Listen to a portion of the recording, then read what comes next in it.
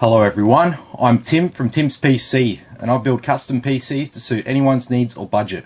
Also live stream my builds and repairs for transparency and educational purposes. So if you would like to get an awesome new PC you'd like to see get put together live, send me a message today.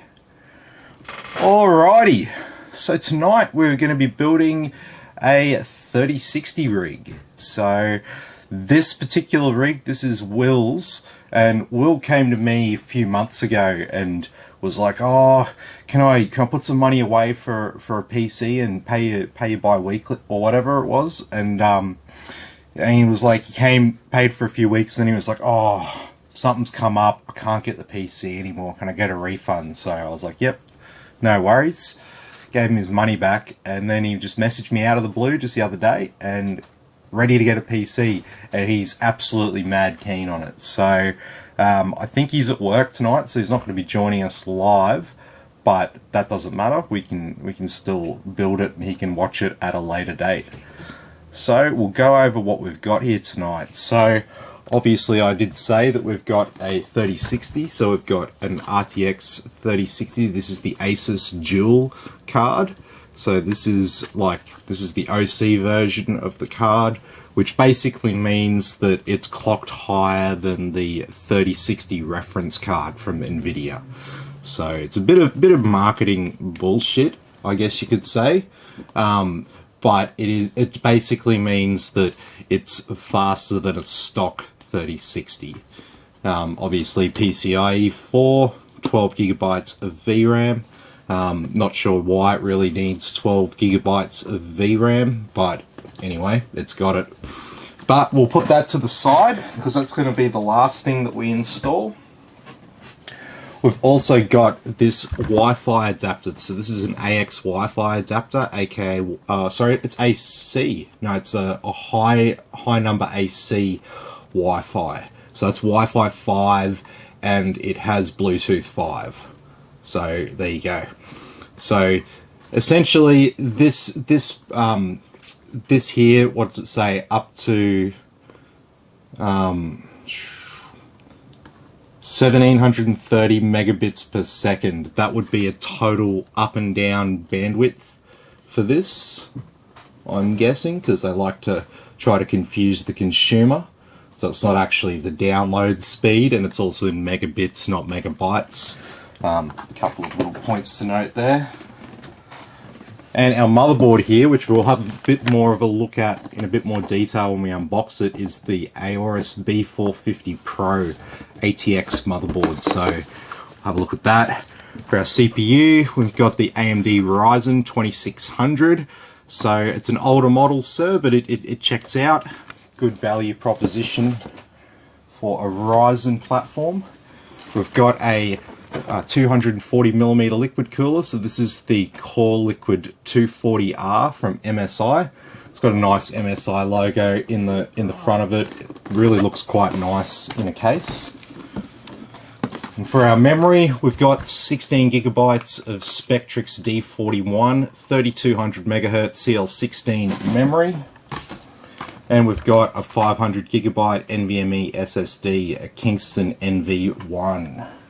We've also got a 1 terabyte WD Blue storage drive, and we have a Gigabyte P750 GM power supply. So this is a 750 watt modular power supply, and what this will enable Will to do is to upgrade his graphics card and CPU in the future if he so sees fit.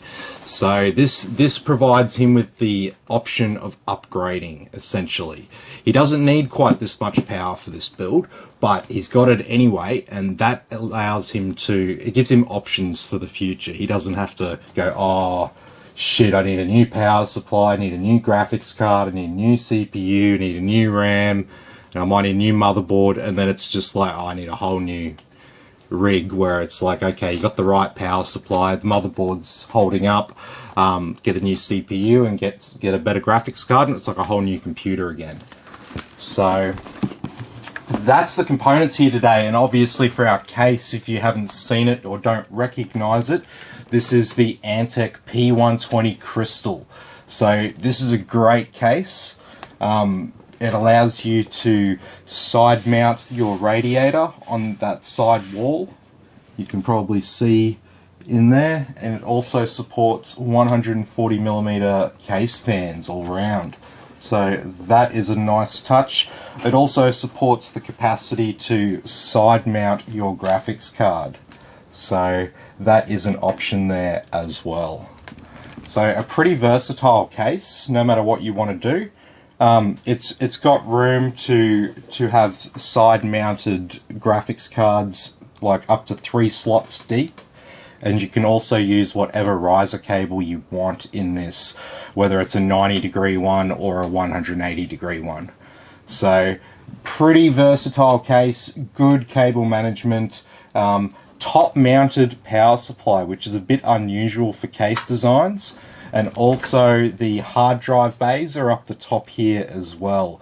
So if you want to install a 360mm radiator, you do need to remove those hard drive bays. So that is just one caveat with this case.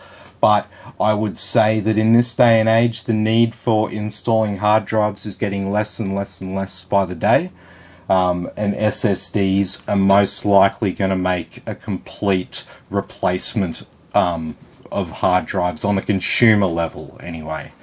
I'd say that the role of hard drives is still there, but it's going to be all in the data center space, not so much the consumer space. With SSD prices coming down, they do go on a cycle of going up and down, but overall there's been an overall downward trajectory over the last decade. So we can expect that to probably continue as the volume of them is ramped up. So let's get started with our build tonight. So we'll start with our motherboard here. So what have we got here?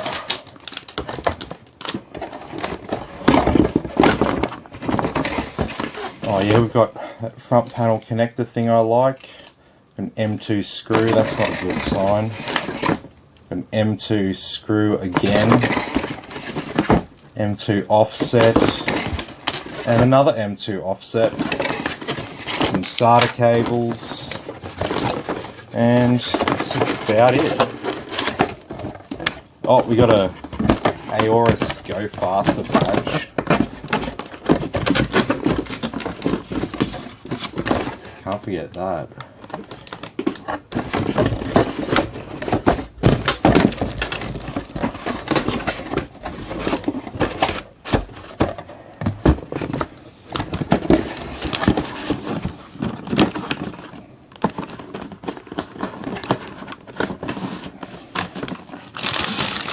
Okay.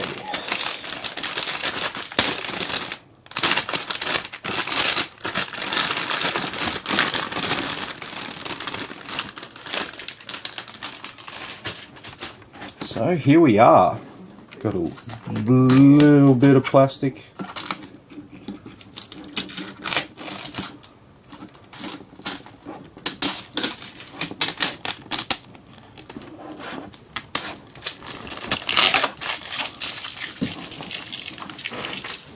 Okay, nothing on the chipset. No, the chipset is all clear. Okay, so starting around on this motherboard, the top here we've got a single fan header and we've got our 8-pin CPU power. So the CPU power powers the CPU and all of the associated systems around the CPU.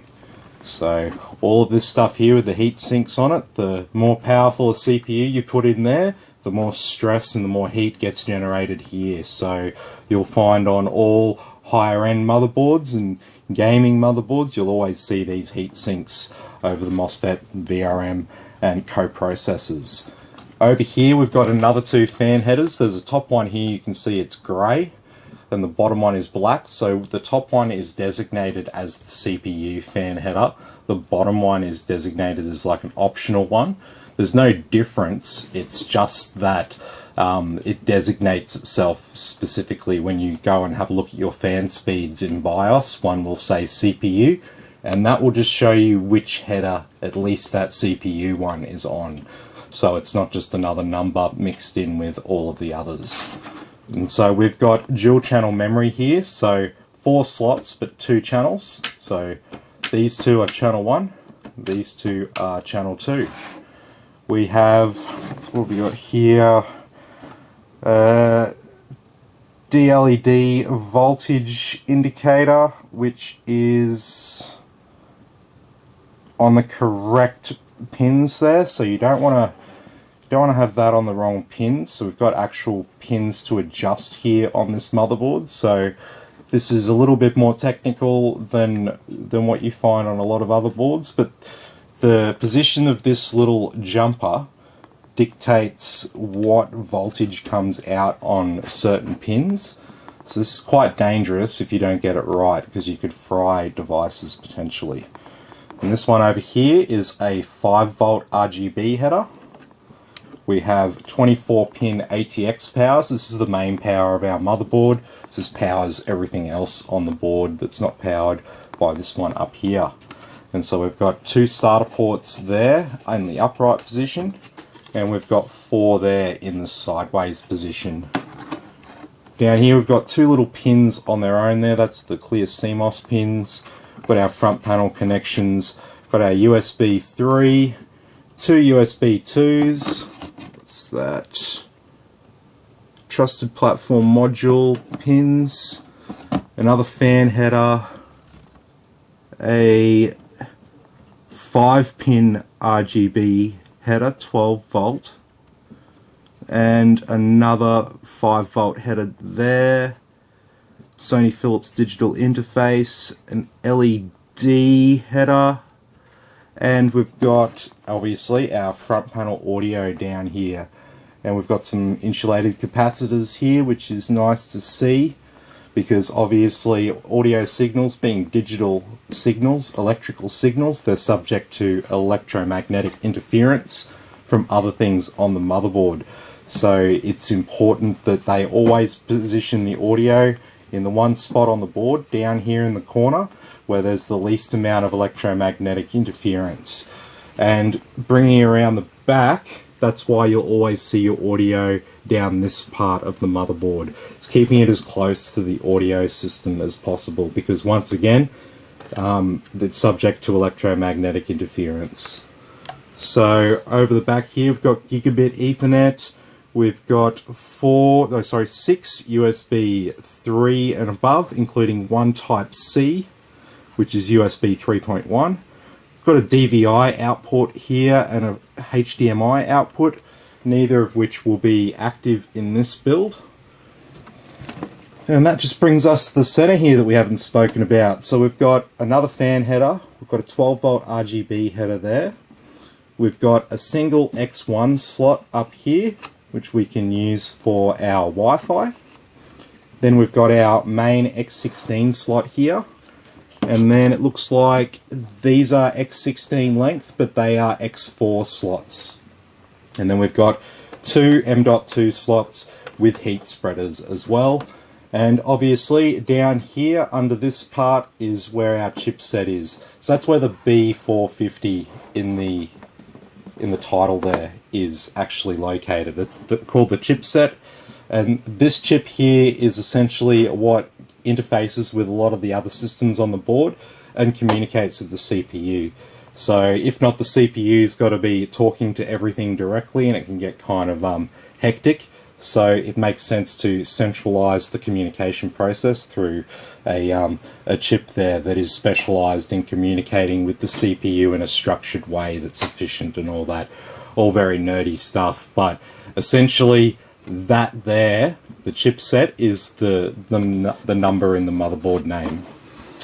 And that pretty much covers it. Obviously with our battery here, this is our CMOS battery, so this is what allows the motherboard to remember the settings that you key into it when the power is disconnected from it. Things like the date and time and all the BIOS settings. And so that pretty much sums up our motherboard there. So a decent motherboard for a B450. Voltage selection pins there, so they were in the right spot for an average user, I would say. So that's good that they came in the right position there. I have had a couple of motherboards that have had these in the wrong position from factory, so that could have been a problem if you weren't aware of that. And so we'll probably start with our M2 drive here, I think. And so we'll use this first M2 slot here.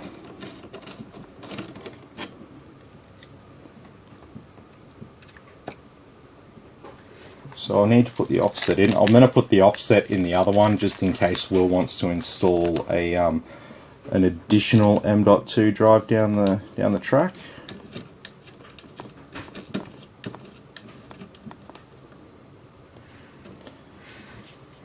So I mean he's got 1.5 terabytes of storage, but that's not really that much these days.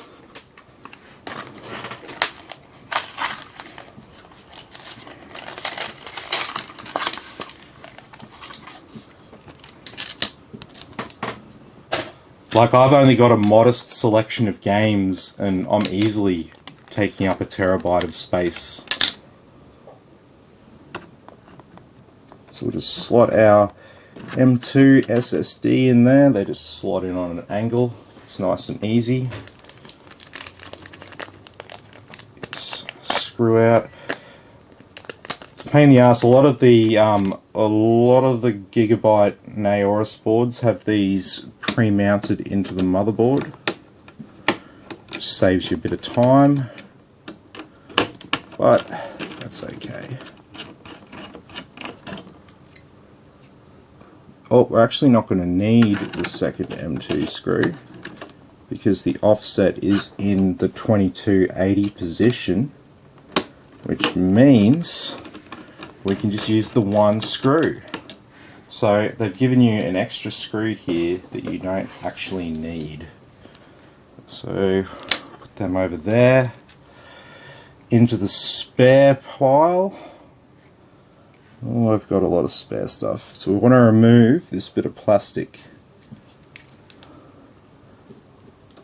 And so these are designed to spread the heat out on the M2 drive because they actually get quite hot.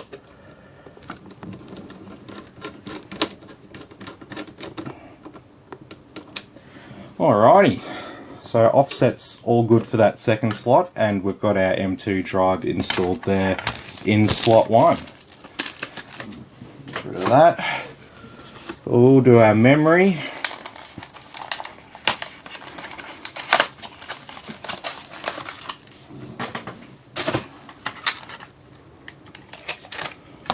Alright, so a lot of people call this RAM, but actually what you'd call these is memory modules. So these are what we call DIMMs, or dual inline memory modules. And the dual isn't the fact that it's got stuff on both sides of the stick. The dual is the fact it's got this little divider in the middle. That's what the dual is in reference to. So just a fun fact there.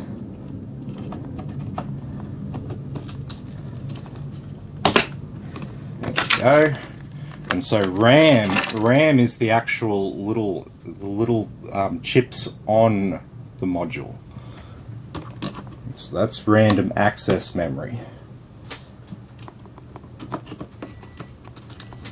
And so to install them, you just line them up in the slot. Nice equal pressure on both sides. You feel it just clip in really nice. Alright. So open up our CPU.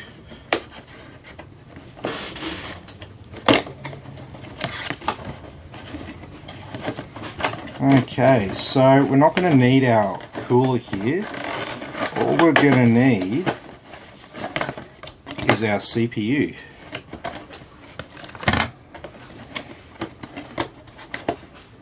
So this can go with the pile of AMD coolers that I've got.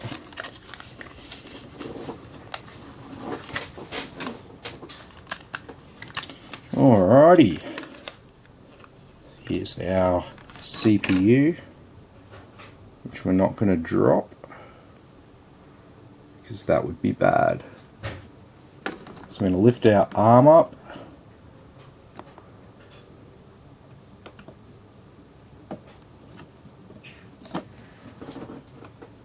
There we go. And that just drops in.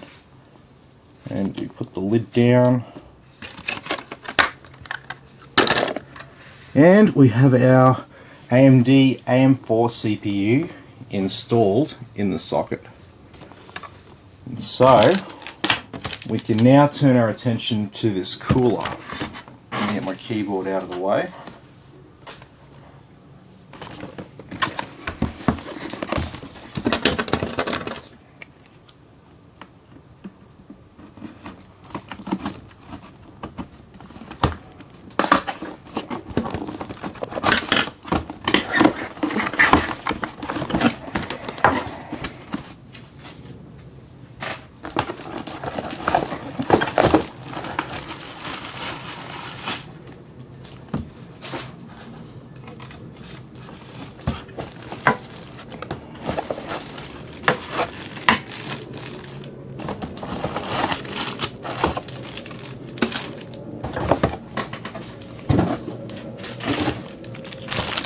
Okay, let's get our fans there. Let's have a look at this mounting hardware.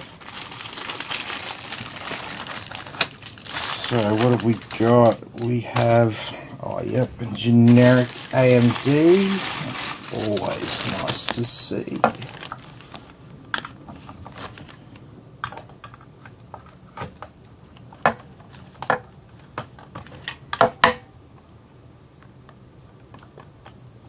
Yep, that looks right.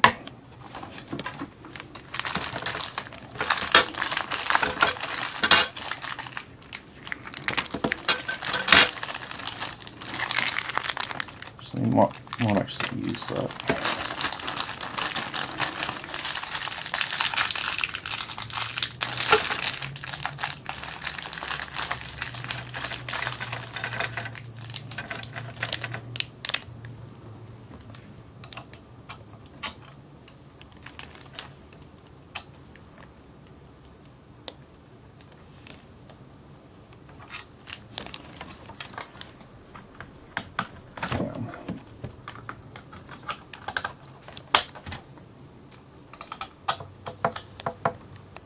Yes. Don't put it on upside down. And then this is upside down. That'd be just my luck.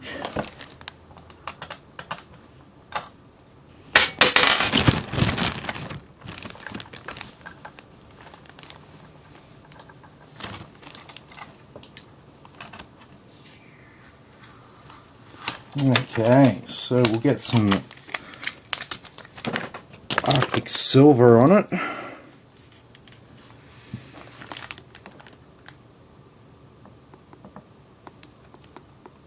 This stuff's thick.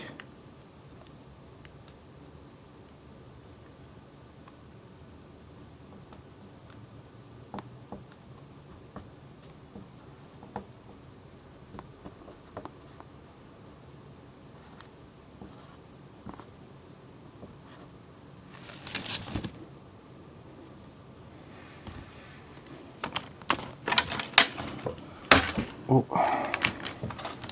that wasn't on there very well.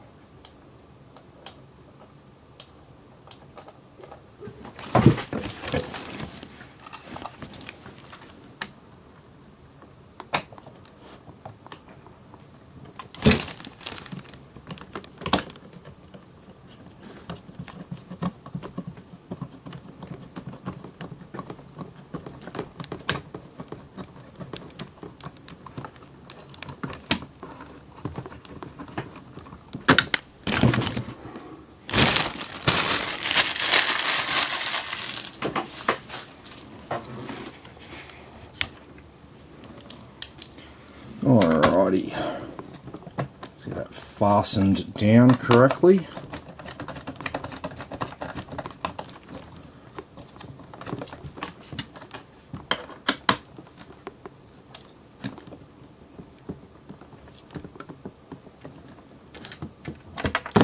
feels pretty good.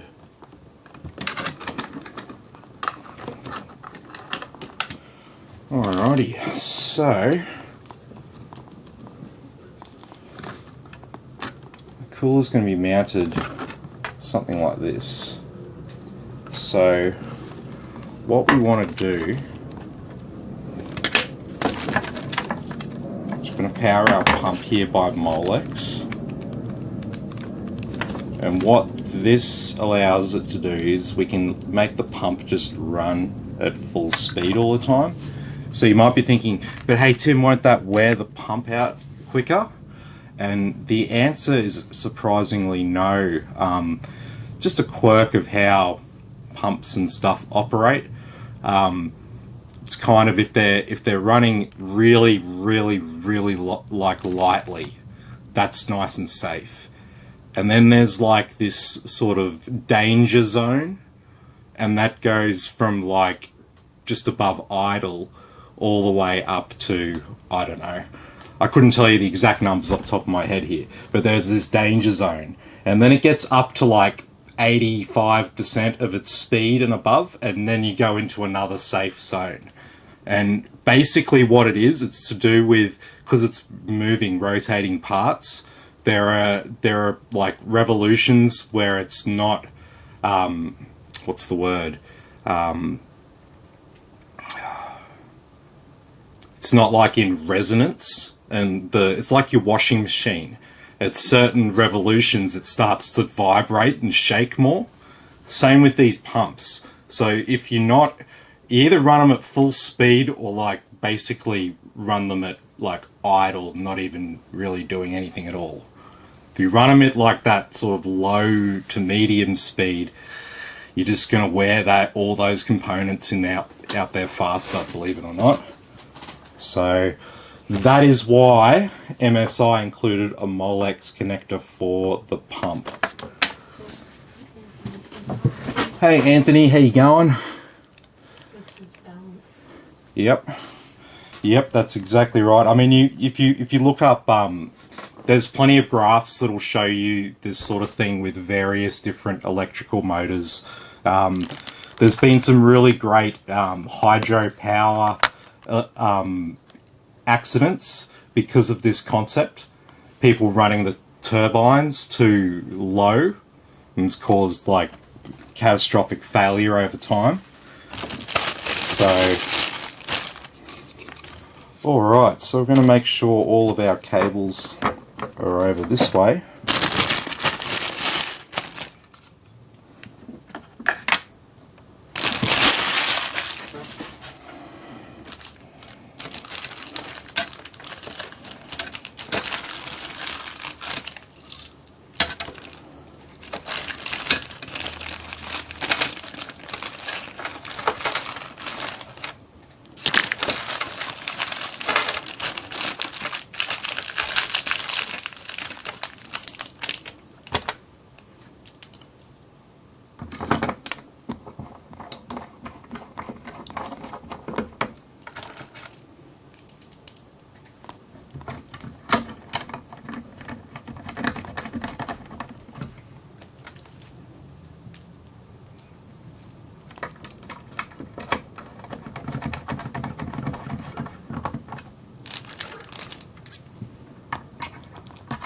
Alright, let's get all these screws in as quickly as possible.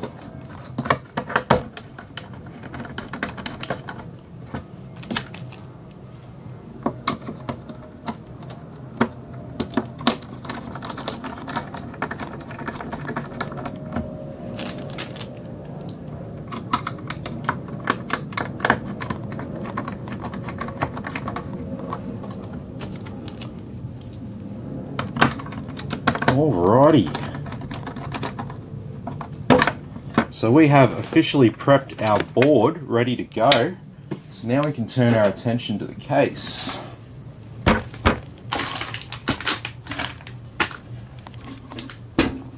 So this case opens up like this, it's on a hinge. Then it moves out to 90 degrees like this, and then you can remove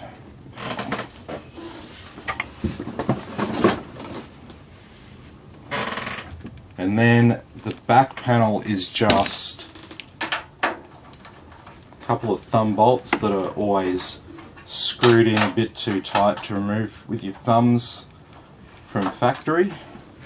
Is that the thumb screw? Yeah, kind of, but I can't talk. I usually tighten them up pretty tight on customers' PCs. Because the idea is the customer shouldn't have to get in there unless there's a problem.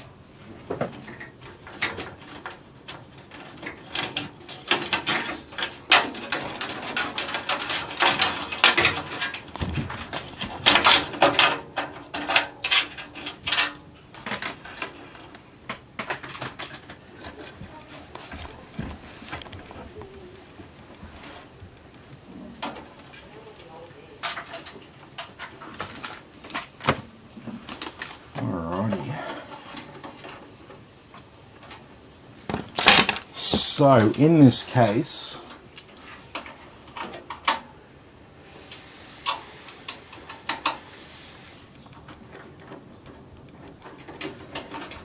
I have this interesting hard drive tray.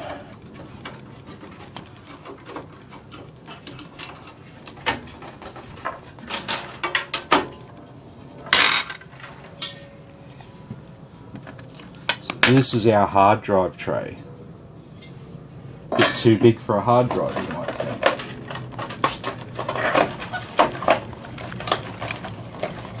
And you would be right.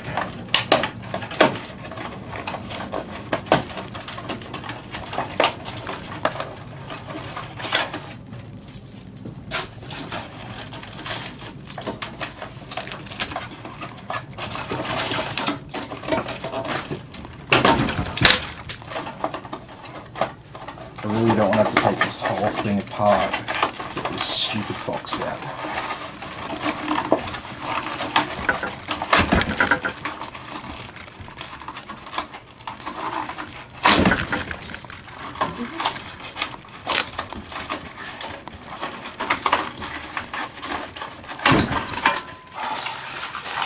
That box just needs you.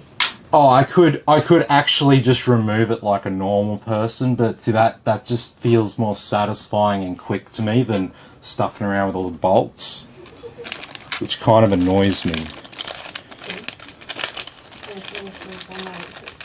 There was a black square on the radiator. What is that for? It's underneath the fan. Ah, yeah, so in this cooler, the pump is actually on the radiator. Really? Yeah. So it's a little bit different.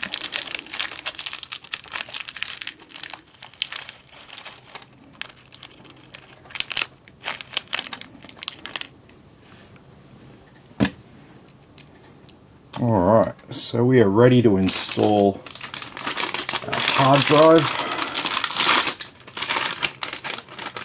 Yeah.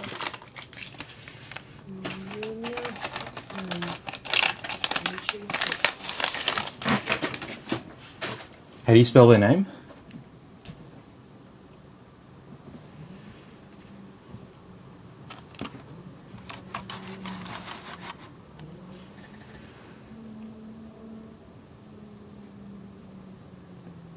Amenia11 says hi. Hey, how you going? Sorry if we're late to realizing that you commented.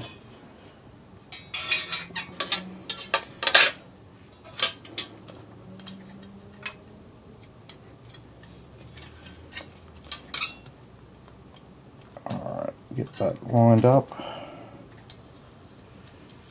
We got to use these fat bolts, screw in our hard drive on this case to fit this bracket. So these are the ones with the, sorry, not the fat bolts, the fat heads on them.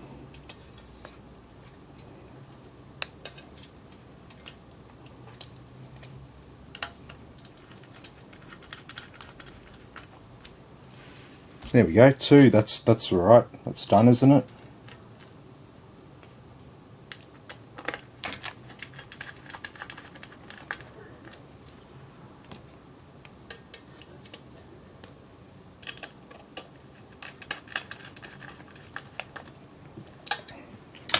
There we go.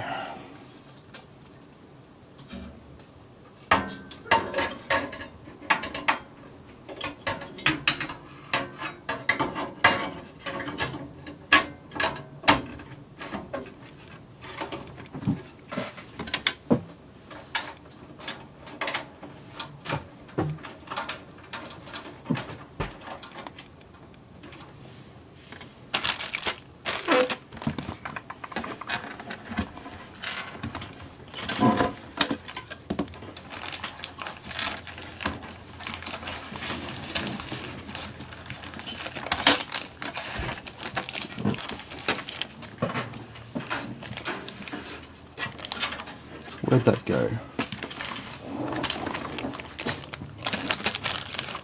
I'll replace it another time. Yeah, I've got plenty of them around. Alright, so we've got these cables here. There's nothing we have to do with these. These are all just pretty straight. What I like about this particular case, they're really, really long, which means that you can run them like around the perimeter and stuff. You still have plenty of room to plug them into your motherboard. So we could go this way. Whatever you want. Alright. Go to our power supply now. So we have plenty of room in this case to support even really big power supplies. Notice all that room up the top there. It'll also enable us to prep this power supply. It is a modular power supply, but we'll prep it with all the cables because we've got plenty of room up there to tie it all down. We don't have to make do of a tighter space or anything here.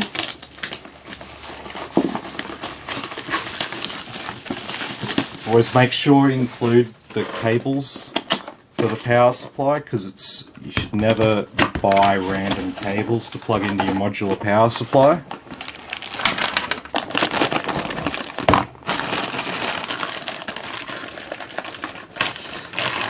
Yeah, this will be a nice one. This is pretty much representative of like a budget to mid-range build right now in 2020.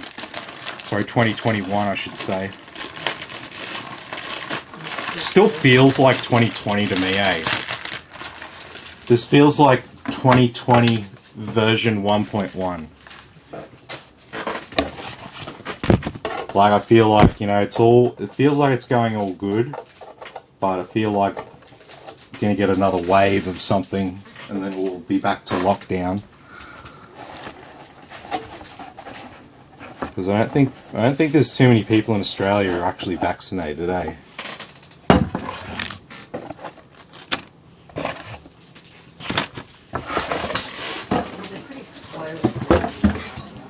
Yeah, I know. Alrighty.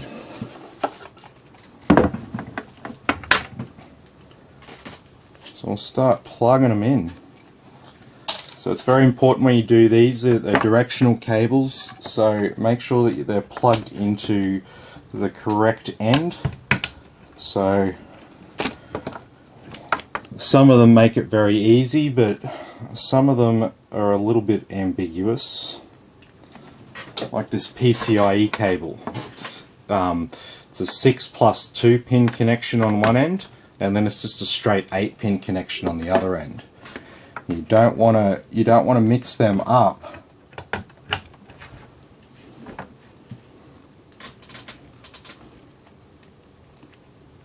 Because like I said, they're directional cables, so the voltage that's coming out will be going to the wrong place if you run them in the wrong direction. And so that always ends in tears.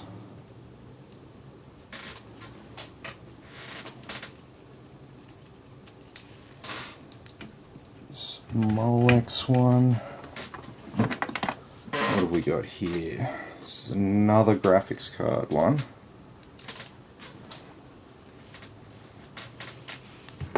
We're not actually going to need that for this. We're only going to need one cable, I do believe. another lot of solders. These will just get tied down in the end. Alright, what do we got here? This is our CPU power connector, and is that a second CPU power connector? It is indeed. So we only need one CPU power connector on this motherboard. And no one really needs more than the 8 pins, really. Oh, I was trying to plug it in the wrong way then. Breaking my own rules. Oh, they're not my rules. I didn't design the thing. He's not an engineer. Yeah, I am not an engineer. I am a long way off. Alright. And so in this case, you need to make sure that the fan is face down, because there's only one direction of airflow. There's no vent on the top of this case.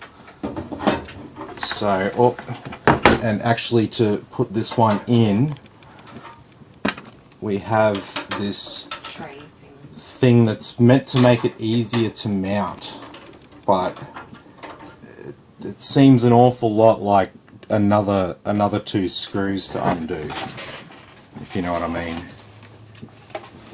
And here's the one that I wanted from earlier.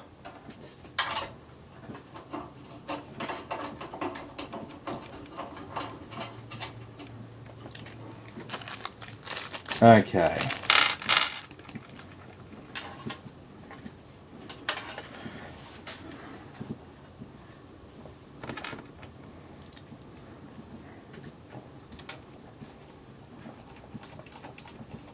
Tim. Yeah. Ryan says, hey, Tim, hey, Chris.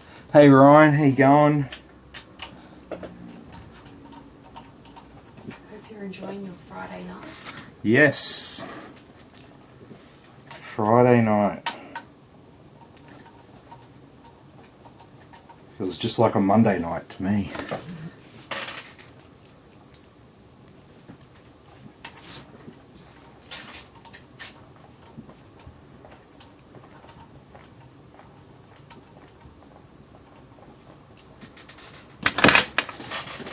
Alrighty.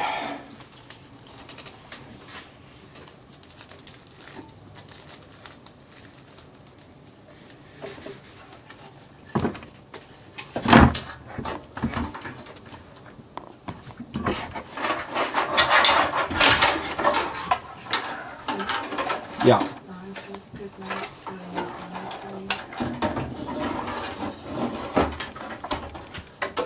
Ah, okay, sweet. We'll get the ball rolling on yours. Sounds good.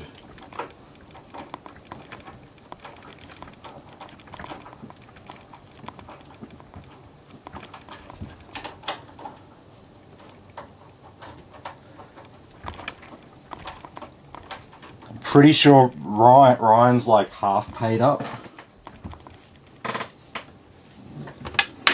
So I think he's paid the other half. So I've got another order to place.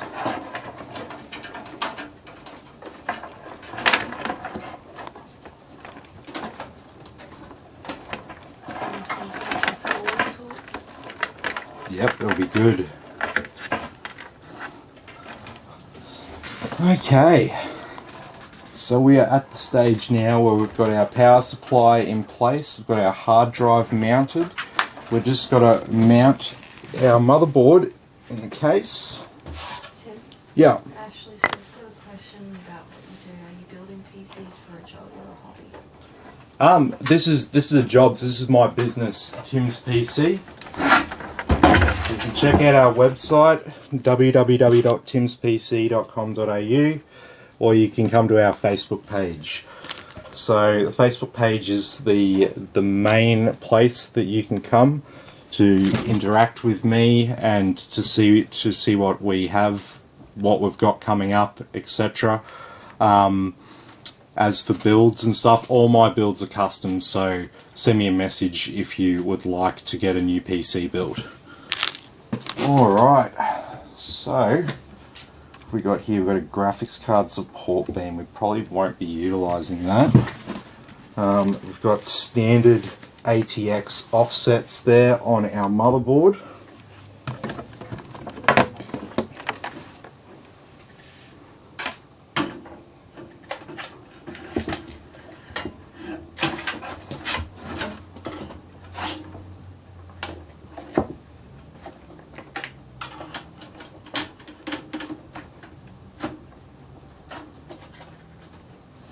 All right.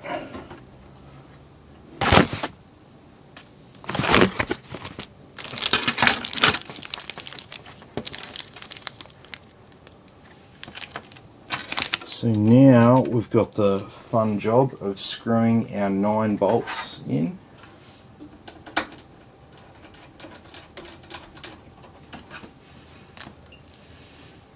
But at least the case comes with the bolts, the offsets I should say, in the correct position.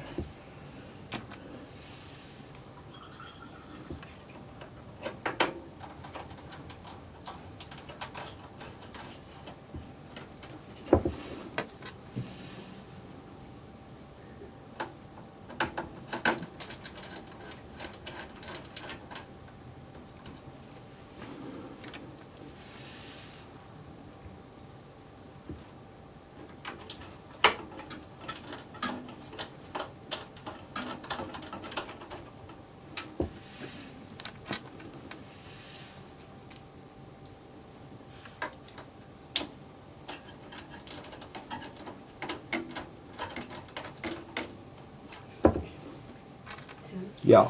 Ashel says, don't want to bother you much here, but where do you start out to get a job like this? I've been building PCs as a side project like since I was a teenager. So, I mean, I don't know. I've just sort of built up. I started a Facebook page and taking it a bit more seriously once COVID hit, and started doing this and started doing the live streams, and yeah, I've been doing it ever since.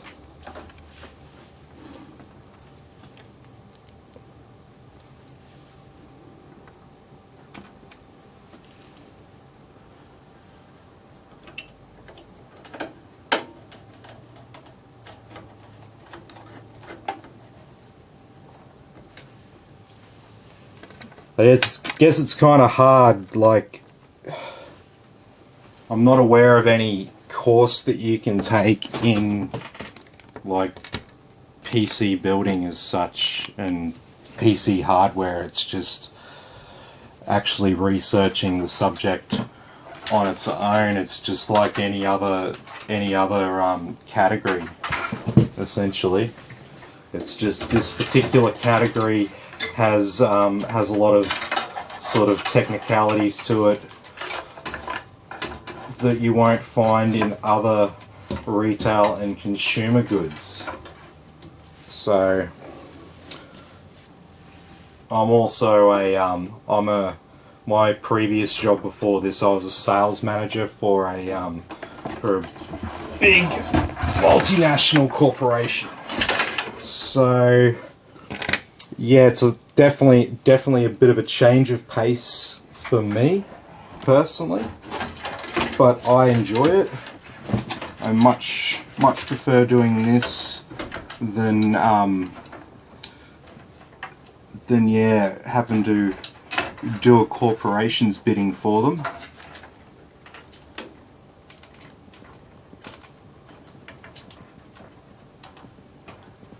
How's that looking for height, babe? Is that alright in that position? Maybe a little bit higher.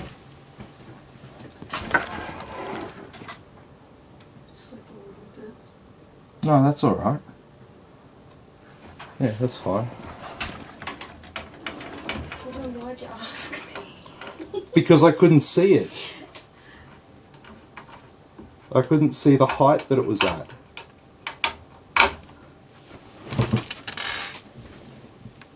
I was trying to use you as a second set of eyes for me.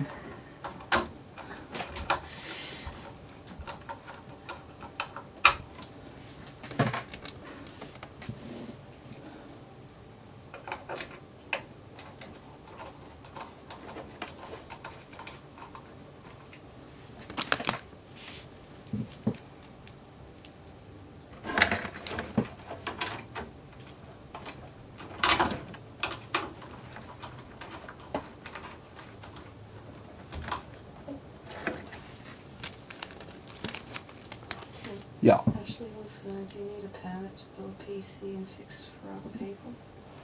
Not that I'm aware of.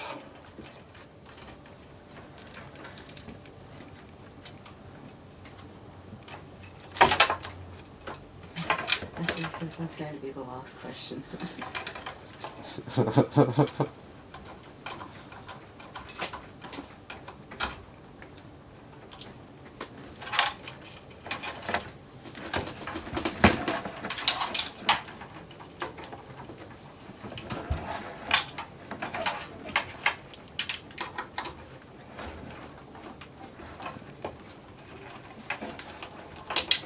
Yeah, no, I'm not aware of any permits to build PCs.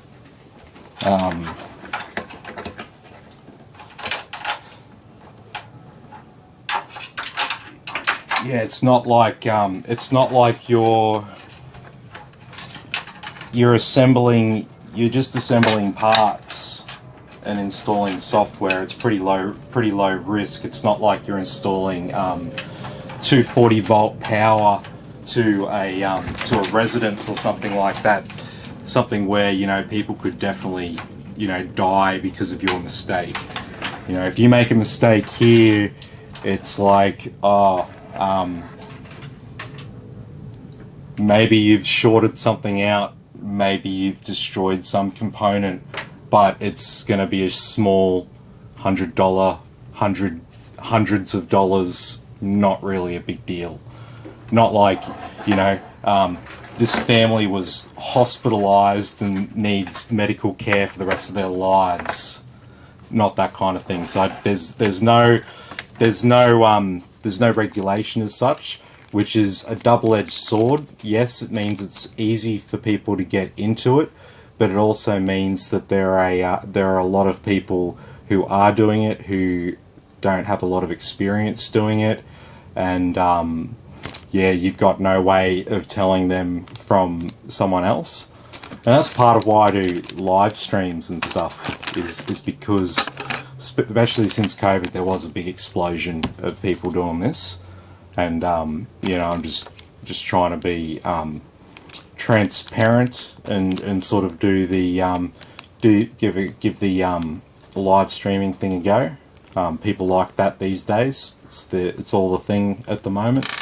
So I think PC building is something that, you know, you don't see too much of it. There's a couple of other people on YouTube and stuff that do stuff similar to me, but there's not really a great deal of it. So yeah, it is what it is.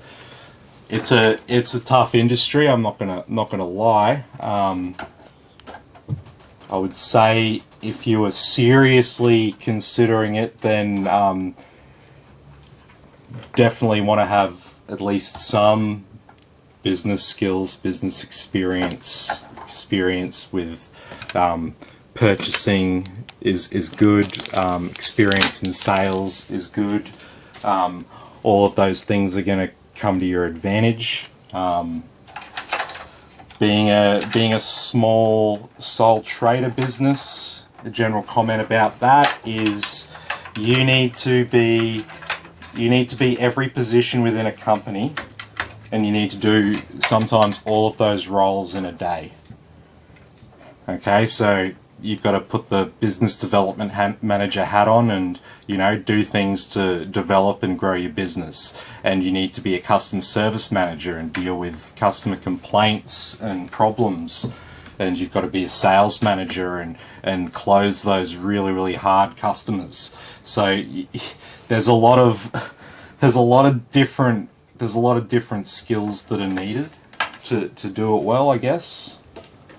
So I'm not trying to discourage people from doing it. I'm just saying that anything when you're running your own business and you've got to go out there and make your own money, no one's going to make it for you. It's not for everyone. Like, you know, I work like 7 days a week. This is just part of my life as such. So that's definitely not for everyone. I don't have kids or anything like that, so I can actually sort of commit to things like that, which makes it sort of doable for me. Because if not, I'd have to hire staff, and then obviously then that's a big hit to your overall profitability from the venture. So yeah, that would be my thoughts on all that. Thanks for giving me something to talk about while I'm like messing around with cables and stuff here.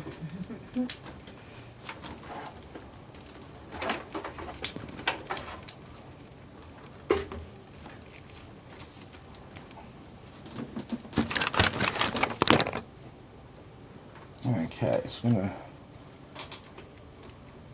tie these down.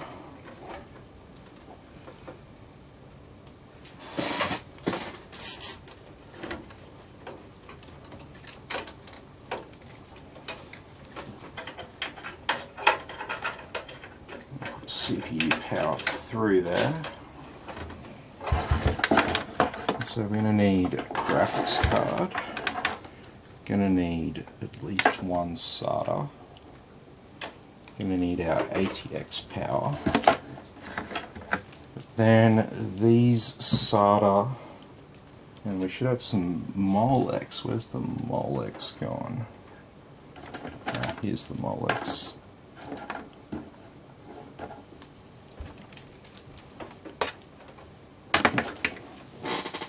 Alright, so this SATA cable can definitely get tied back.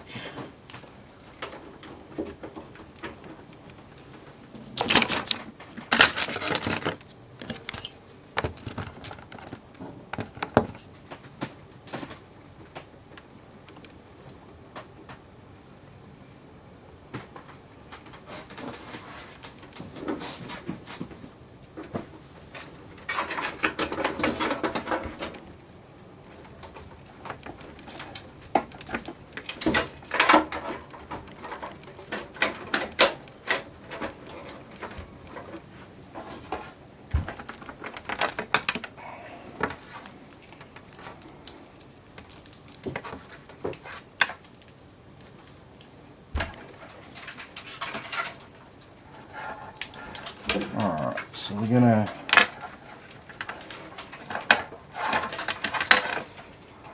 get this Molex connector here, and we're gonna plug that into one of these Molex plugs.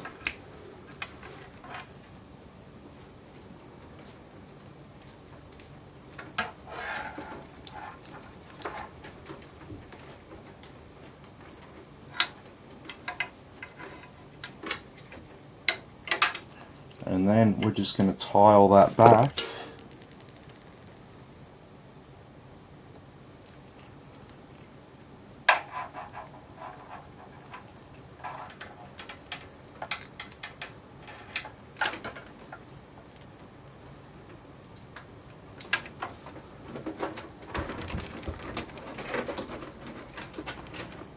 And so we just left a bit of solder out of there. We won't get our cables crossed, but we're just going to plug that into our hard drive. Oop, going the wrong way.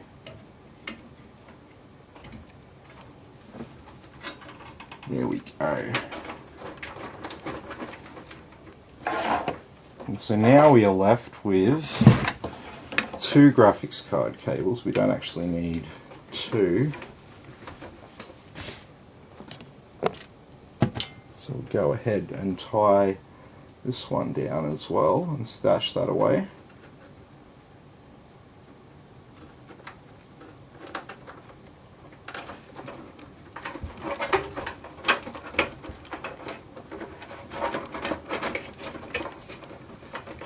And that can be stashed up there.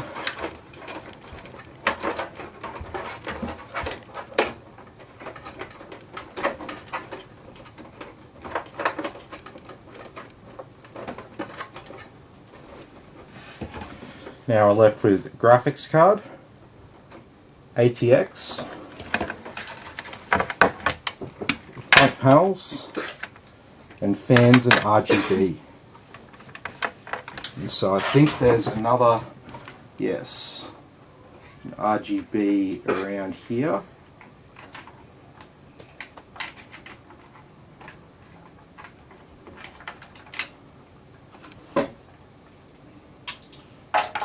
I think we need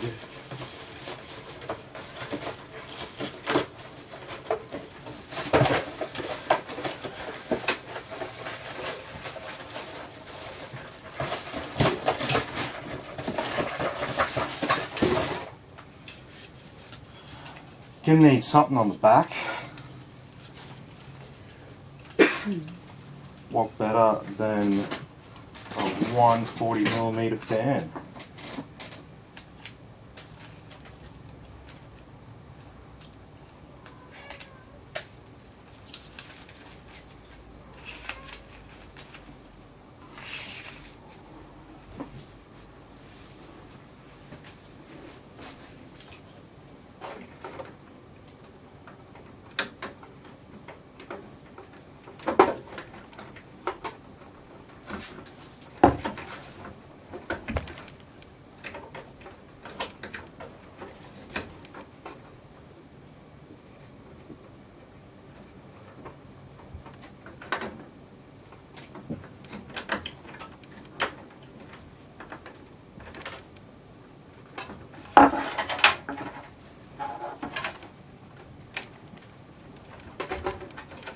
There we go.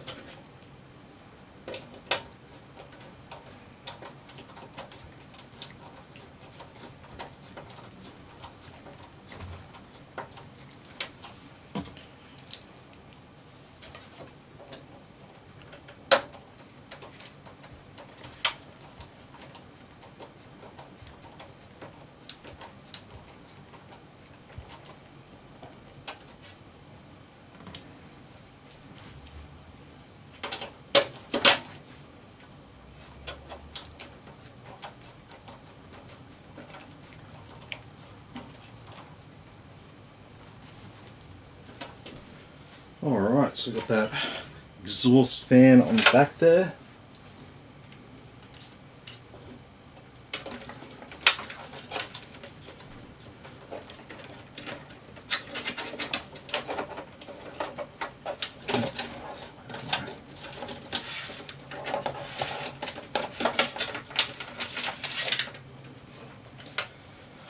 Okay.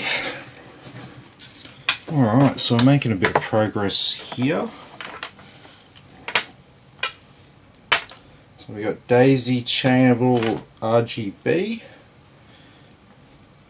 So that means we're going to connect this one into there.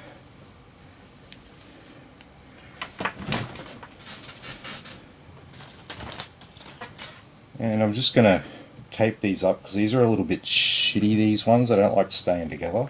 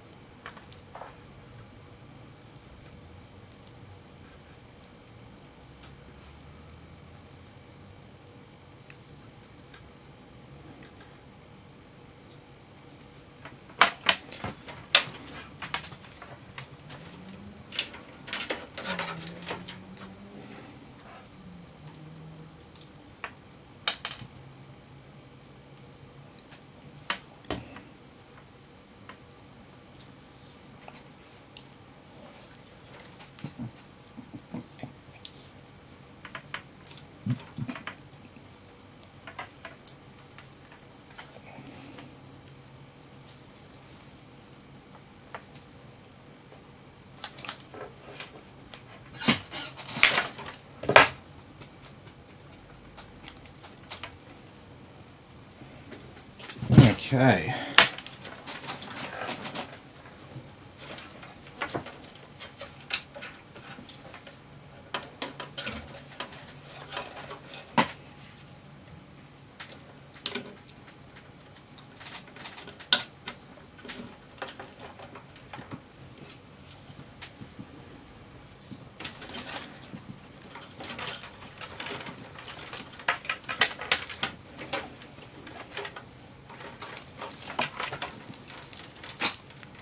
So where's our USB 3 on this? Down the bottom. Sounds good to me, I reckon.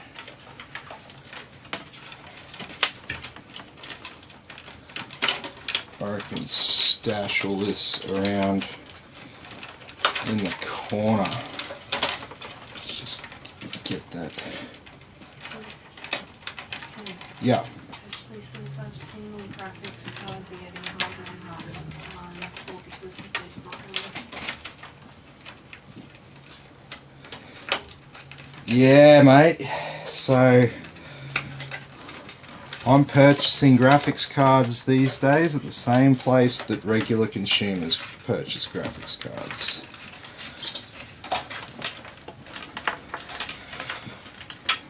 The demand is through the roof.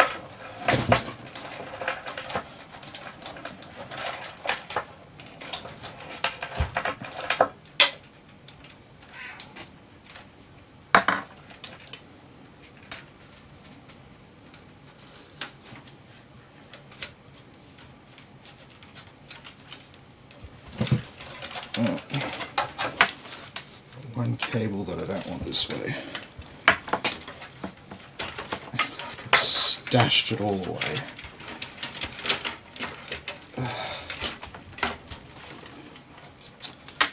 Okay, so this cable here is SATA power. So I'm just going to hook that in to the spare SATA port right here.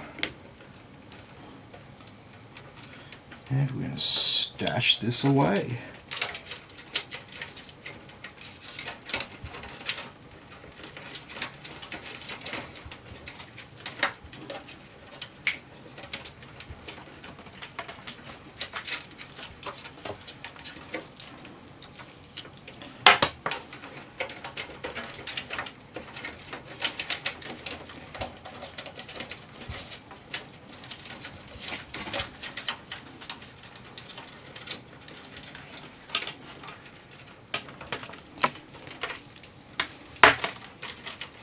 Okay, now let's try this again.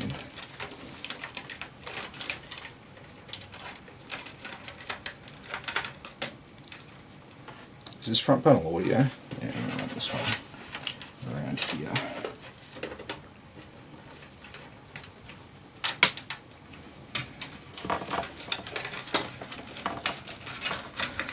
Alright, so we're going to stash these cables right around here.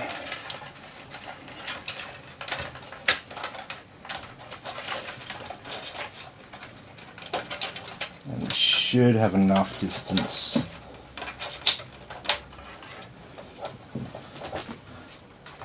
Oh man, that is so close.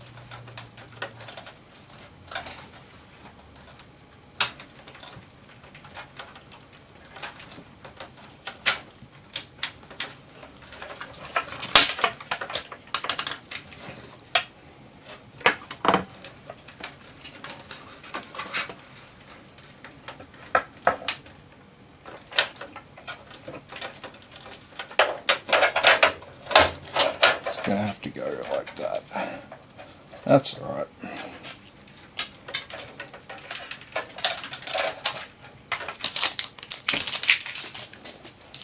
All right, let's put this front panel connector on. This makes our lives a bit easier. Not that this case is very hard. True. Tim, Ashley said, I've seen those laptops out there now with RTX 3050 from YouTuber J's 2 cents. He said soon they will make all the 3000 cards into TR edition. Yeah, that's meant to be happening. I don't even know why they're bothering, to be honest. I would love to ask their sales and marketing team, what's the go? What numbers do you guys have that I can't extrapolate? That's what I want to know.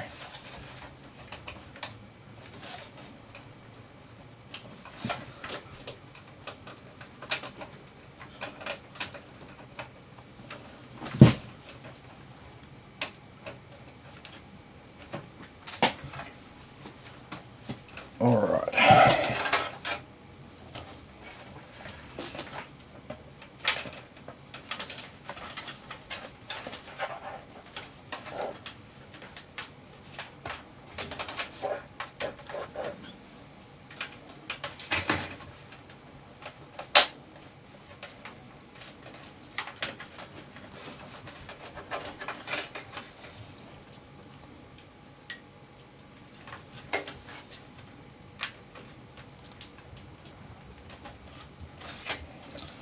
Alright, so now we're left with some fans with some RGB to tie up a little bit. As for these fans,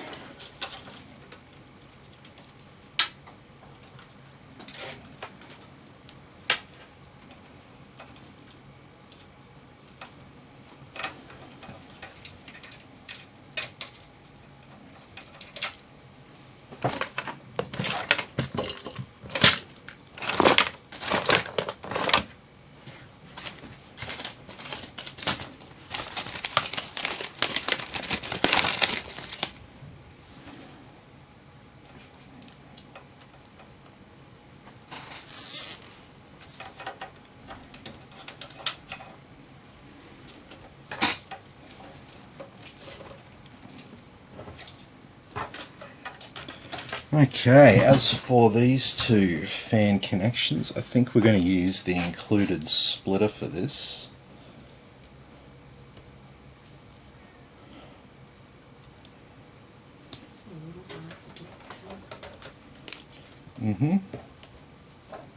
That there is. I suppose you expect me to like stop what I'm doing and do something about it. She tried it this afternoon. I grabbed her by the collar and brought her in here and dropped her on the table. I'm like, you row, I grab. But she didn't like that. Of course she didn't. She's a netic. Netic is kitten backwards because she's like kind of messed up.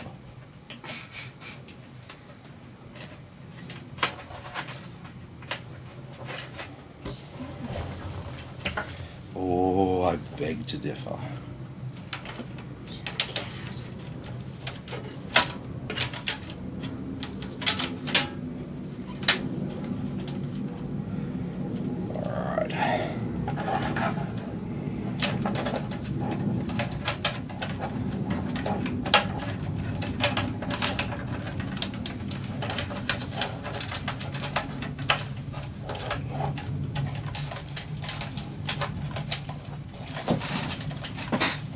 Alright,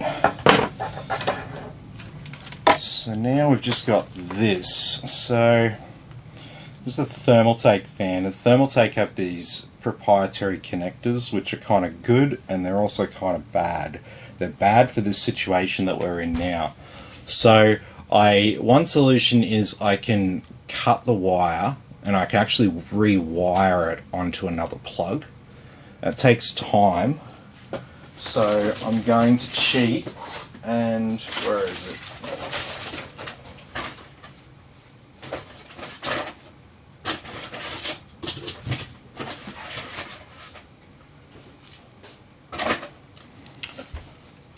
I'm going to cheat, and I'm going to use this. And this is a conversion cable from Thermaltake to regular 5-pin. And what we're going to do with that, we're going to fold this cable up so it doesn't need to be that long.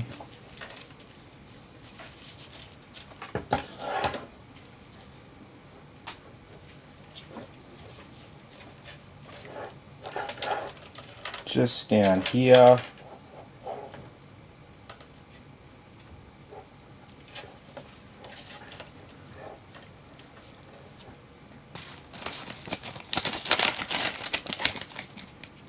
Tie that up.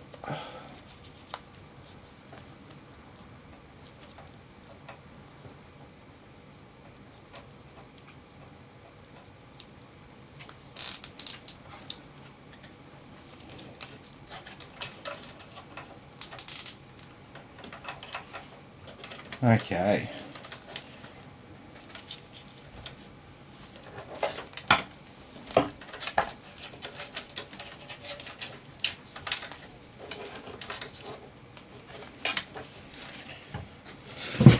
And so we've got this other fan cable. So what do we do with that?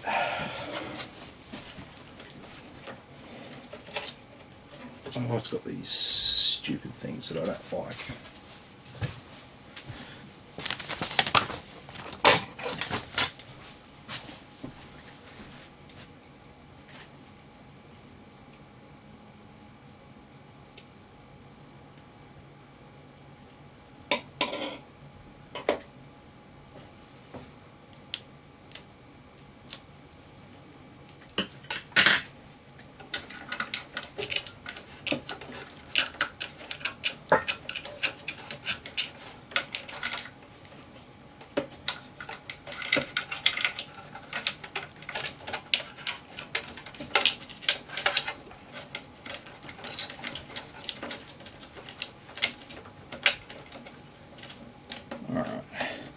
So I'm going to run this cable down below the rear I/O heatsink.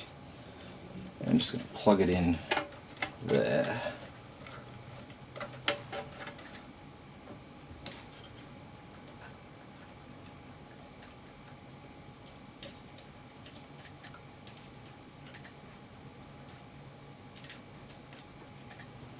Alrighty.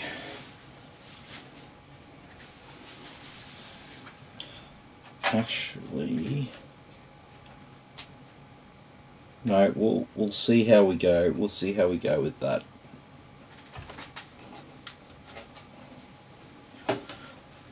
So see if the CPU fan warning comes into play. Alright, so we've just got our motherboard power to connect.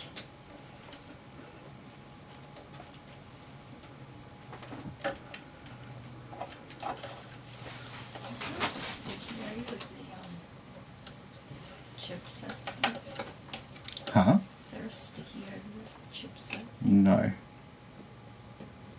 No. It's one thing that they probably should have put a sticky over. So a couple of finger marks.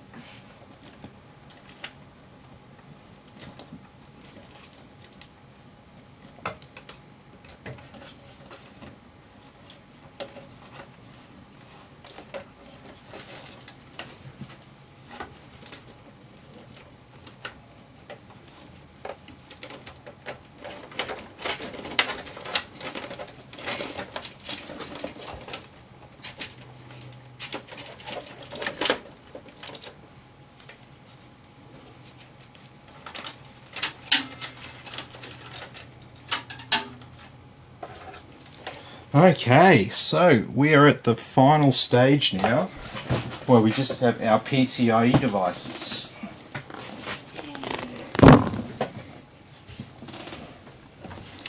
I reckon start with the Wi-Fi card. Yeah, because I am starting with a Wi-Fi card because I'm going to plug that into the top slot. There's a X1 slot above the PCIe slot. So you can put your Wi-Fi card above your graphics card.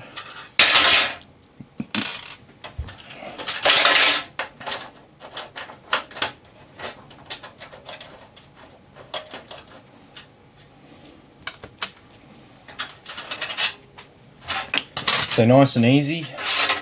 Position 1, 2 and 3.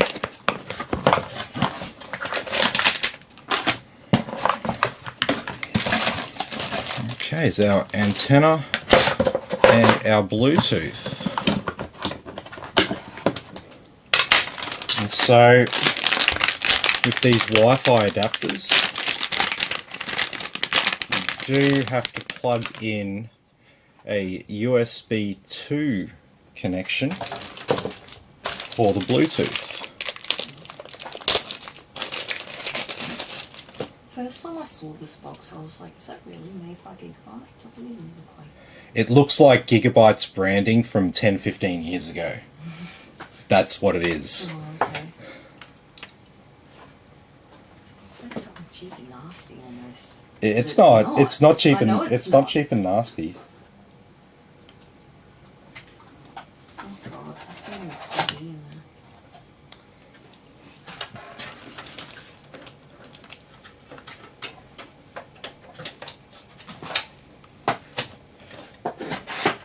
Alright, so with this USB cable, what you want to do with it, you want to run it down the back like this. You want to plug it in, you want to have it running behind where your graphics card is to conceal it. So this is one of those finer point things.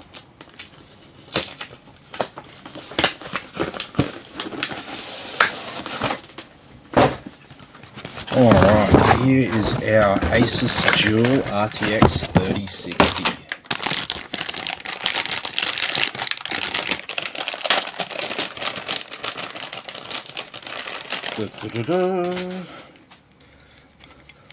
Looks very much like the old tough gaming cards. Well, not the old ones. You can still get them for like GTX 1650.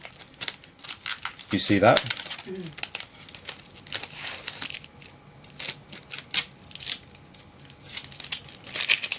And we've got this sticky over the back plate because that's really important.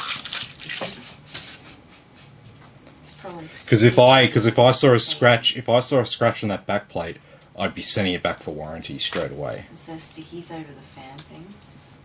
Oh, probably. And sticky over the back, and there will be.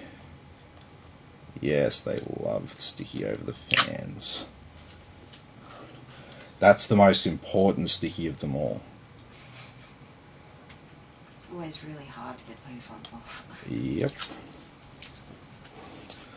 Alright.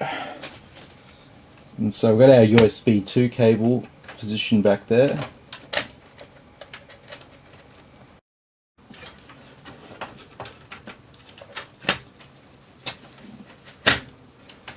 There we go.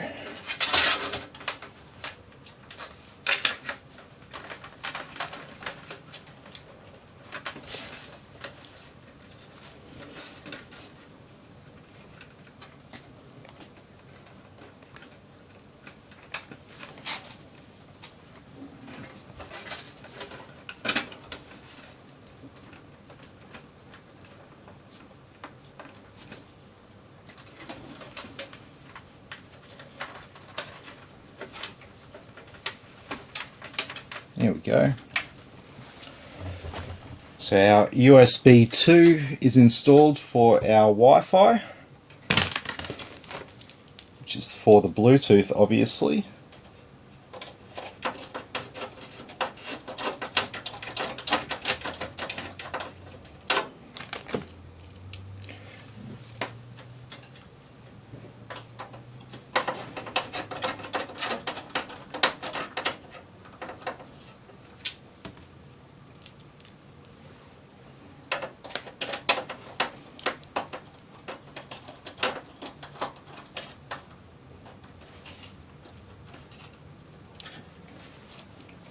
All right.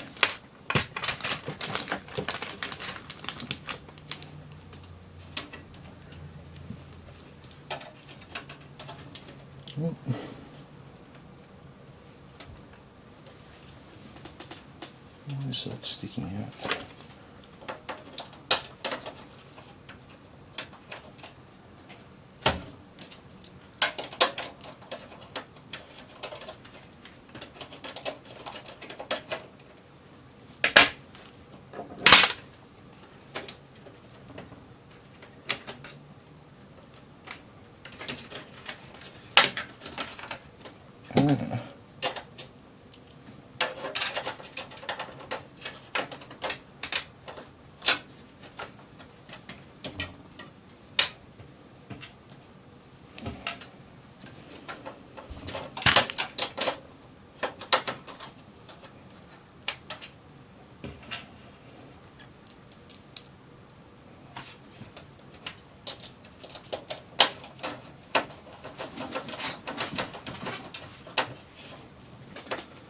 There we go.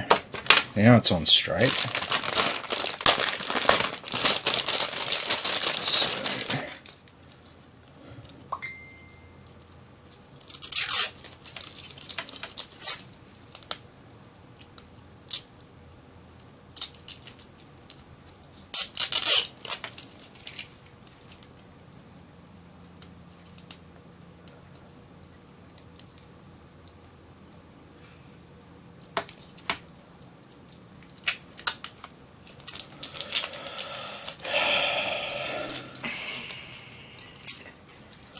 This really needs sticky. Of course it does.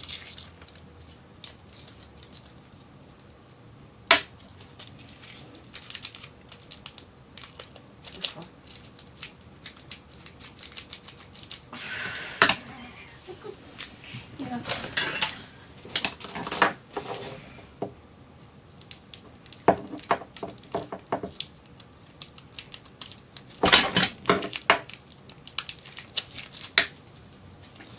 All right.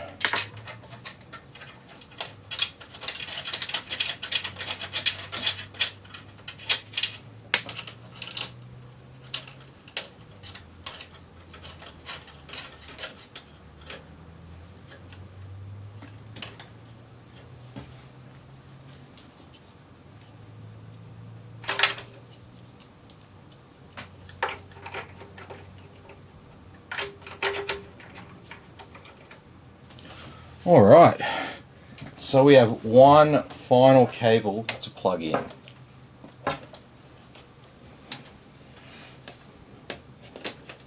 And that is our graphics card cable.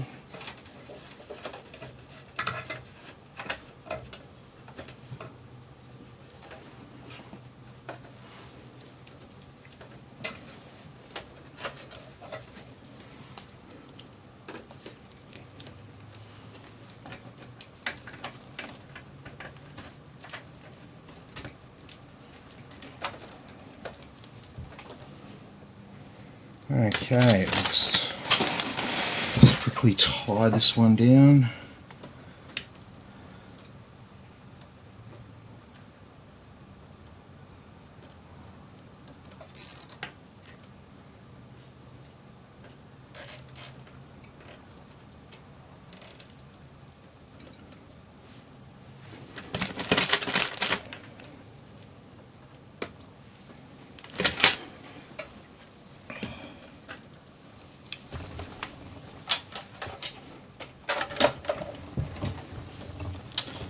Okay, a little bit of RGB there, but most of our cables are concealed around the edges. Oh, what's happened here? Oh, I haven't taped that down yet. That'll be a problem. This is like the worst connection ever, this one.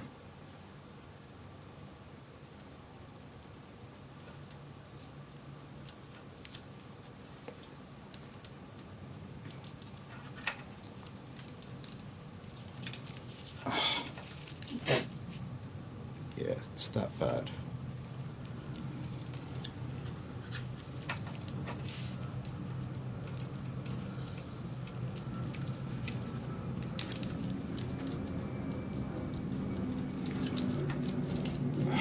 Fuck's sake.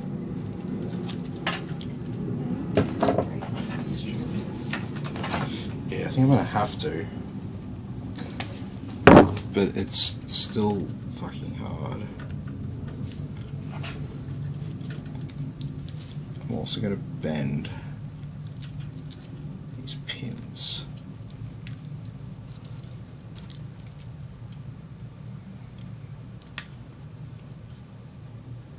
Just bent that a bit too much, that's okay.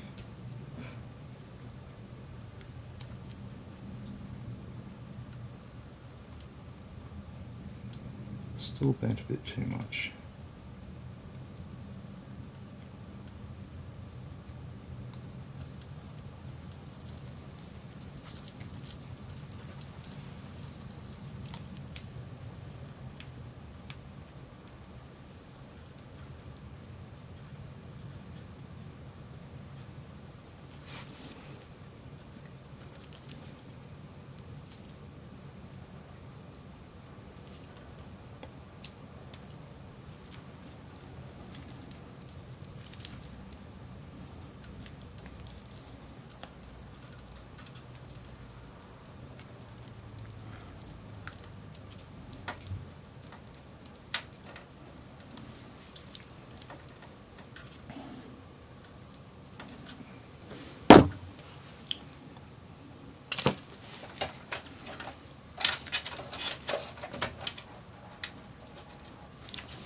Bastard.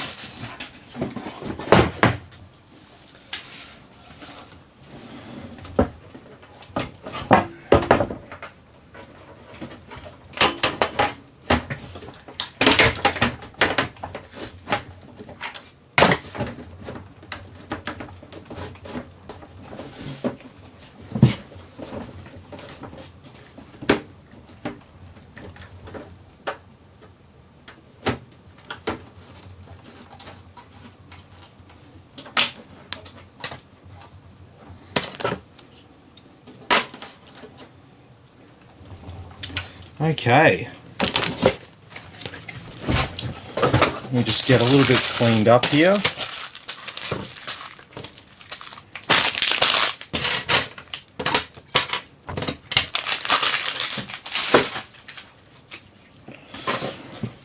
And we're at the moment of truth time. It's a pretty good angle. Get everything plugged in.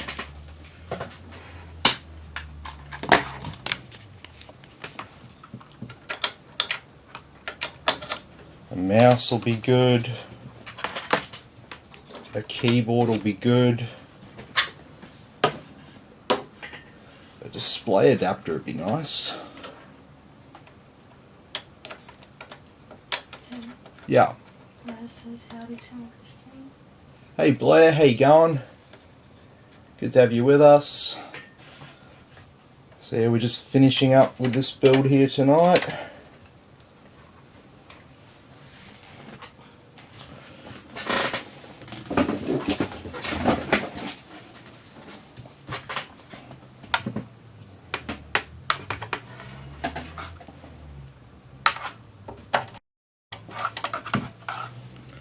Okay.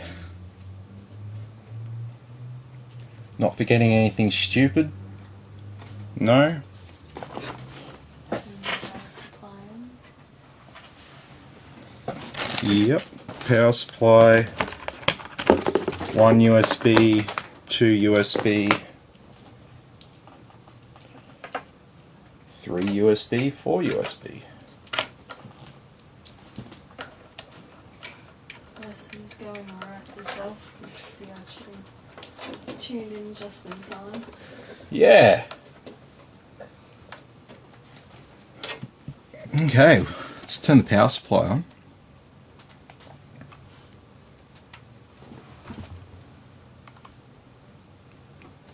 Alright, so our 5-volt rail is definitely active. Let's press the power on button. We have RGB.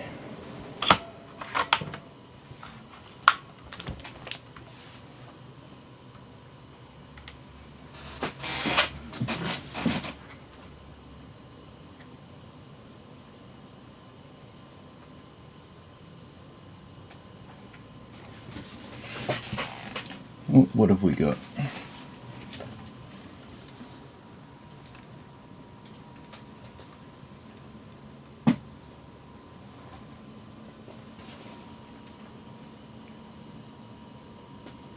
No, we're all good. But we're going to actually restart because I need to go into BIOS.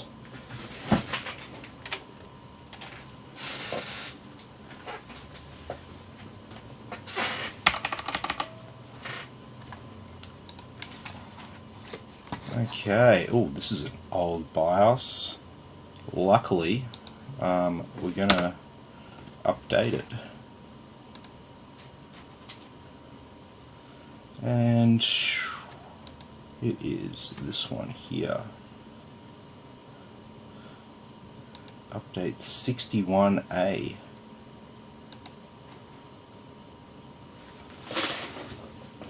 So I wonder if we get a different user interface.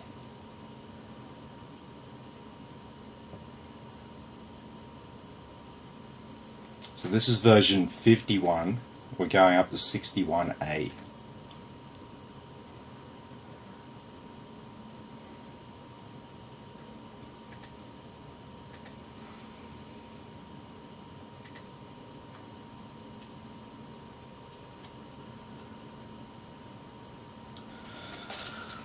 Oh.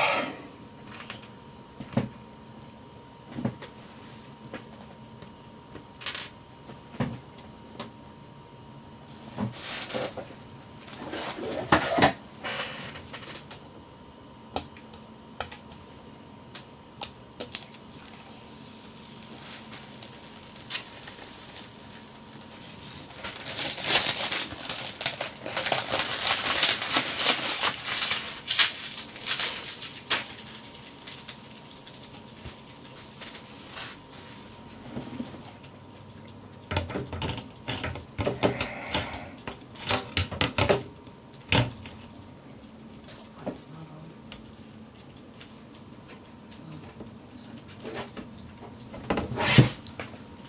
Yep.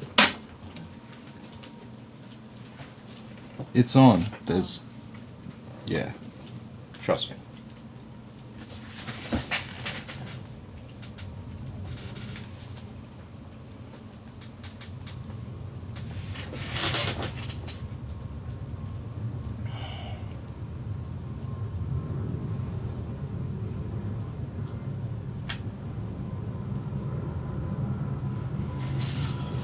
All right.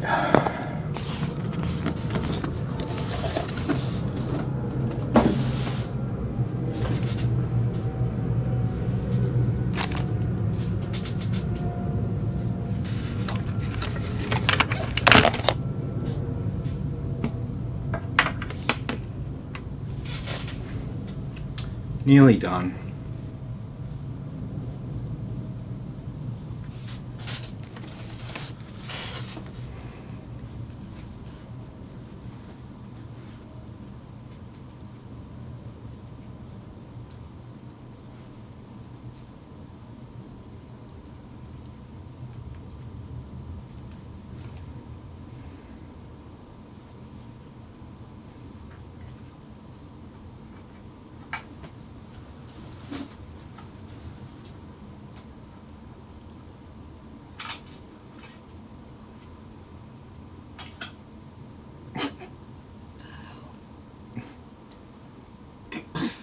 is on?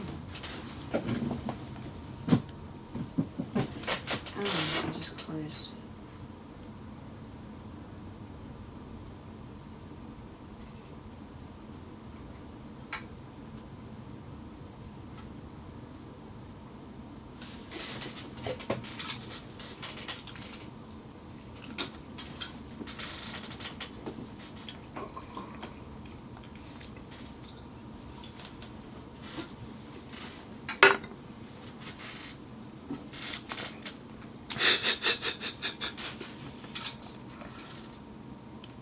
Moron. Chuck it here.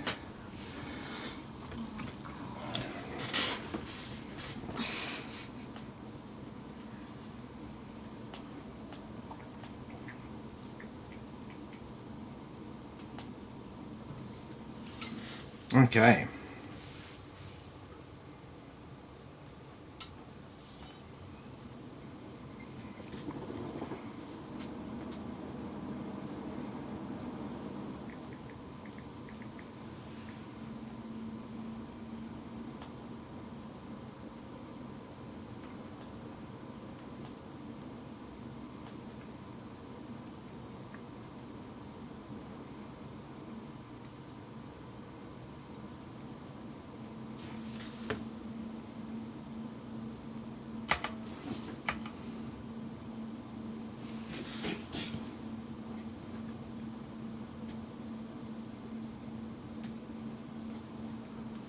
Alright, so here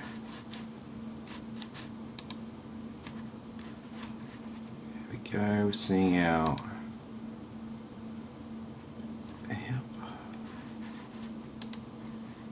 Yep, that's fine.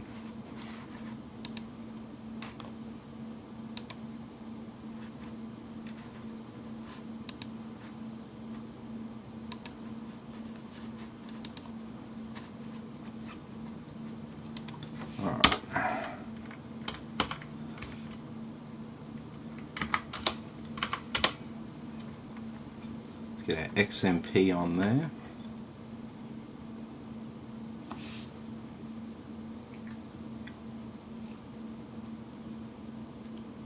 Just a second, guys.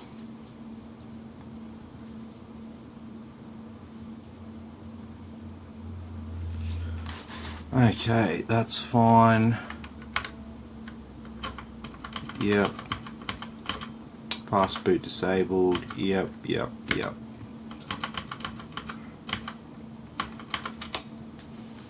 Yep, seeing our NVMe drive.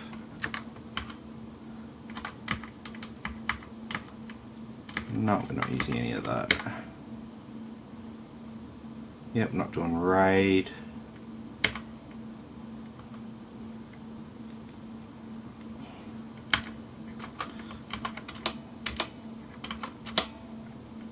Alright, we'll do that as well.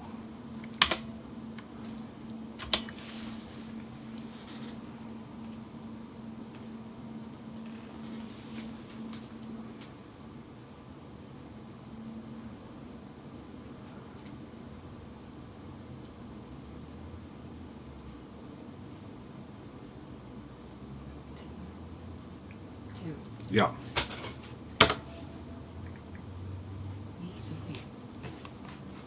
Just responding to a message quickly. Alright, so come on.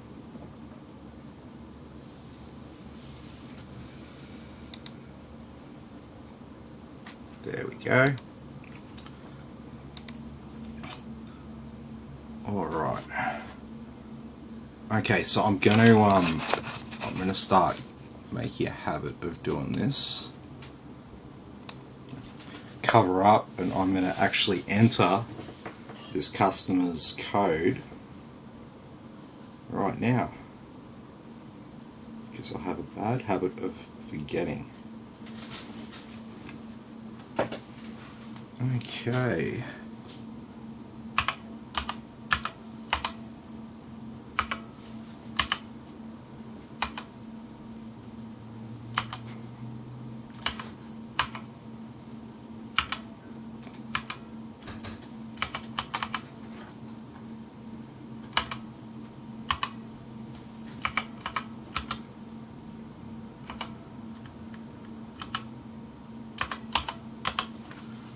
Okay. Yeah.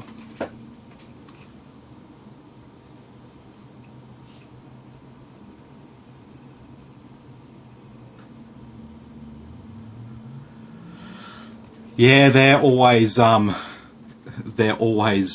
very, very expensive, those motherboards. I may one day reward myself.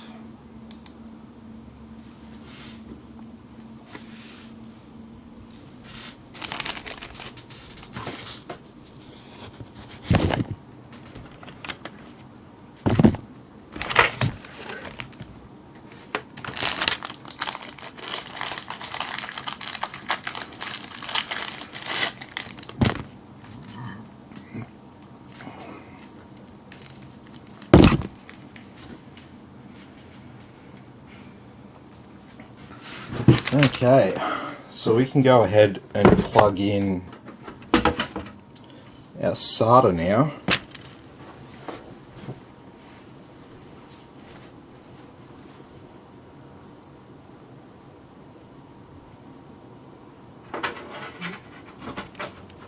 Yeah.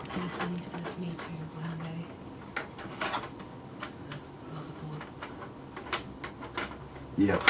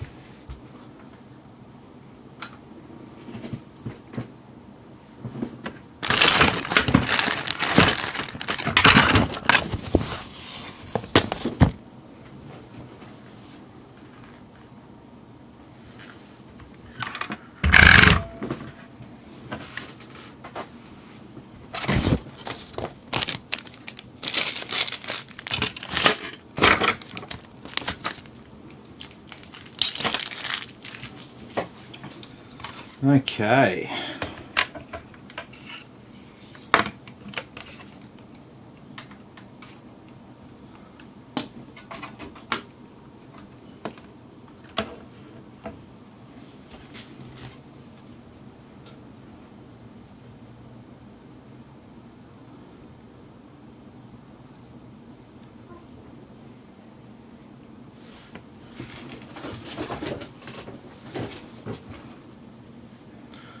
Alrighty.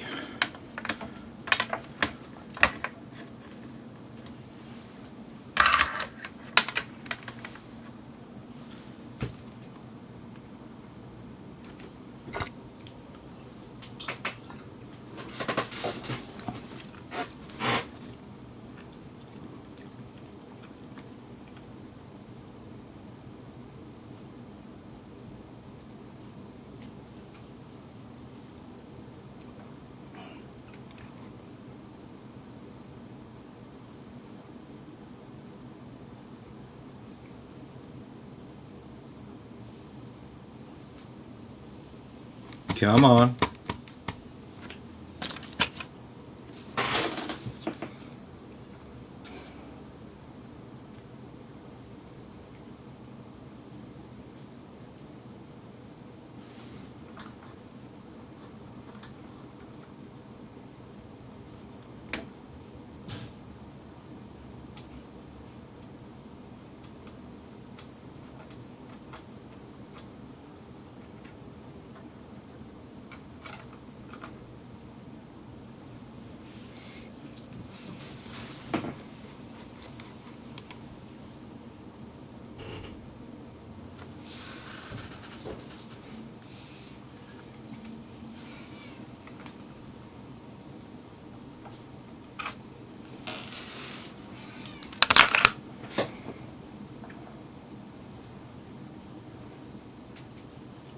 All right.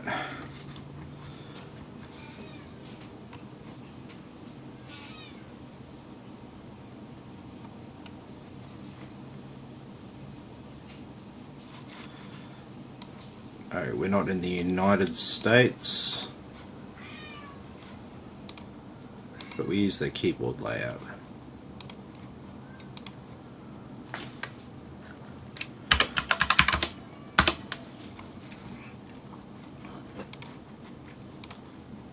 I'll opt out of all this stuff.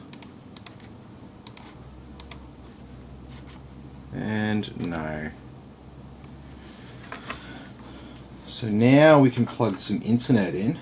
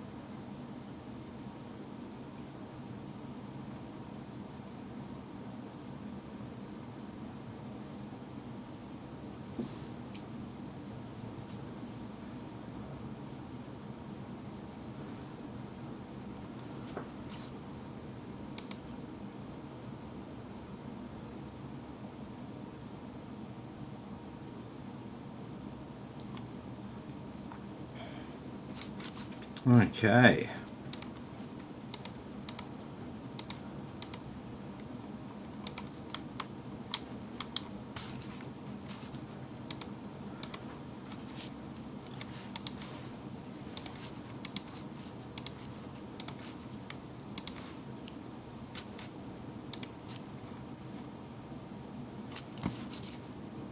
Alright, so all that stuff's downloading. So open up our portable NVMe, go into setup. We'll put down some custom icons to keep our desktop organized. And we'll go into setup. And we'll set this up as a gaming computer.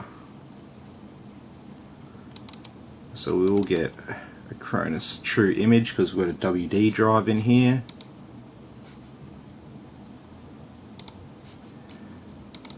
So we get battle.net.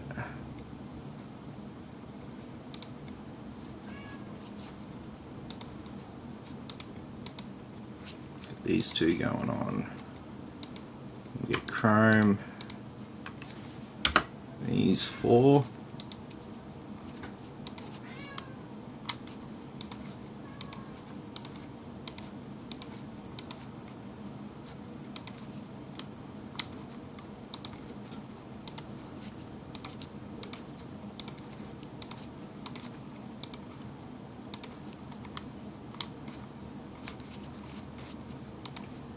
Okay, got that going on.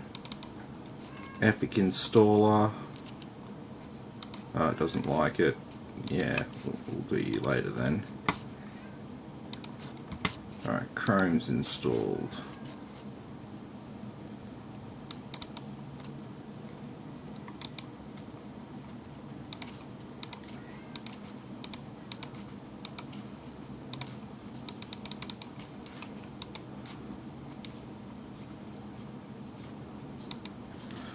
Hardware monitor, MSI Afterburner,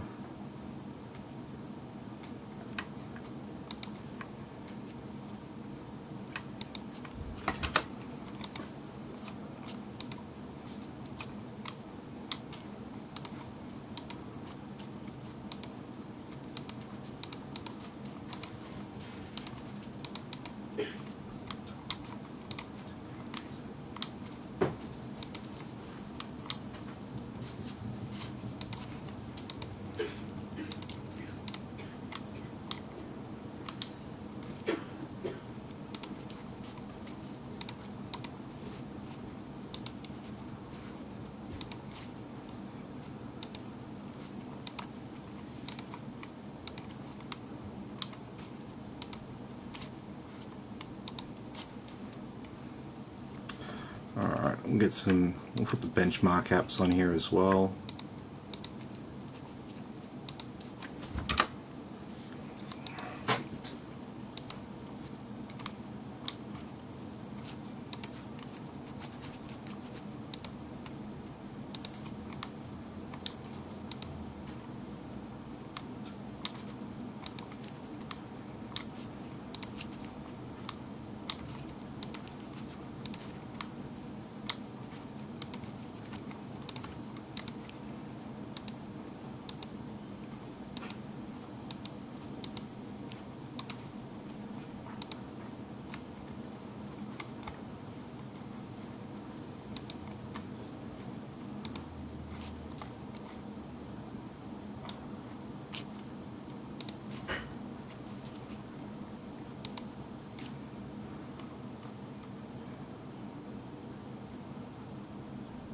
What else have we got on here?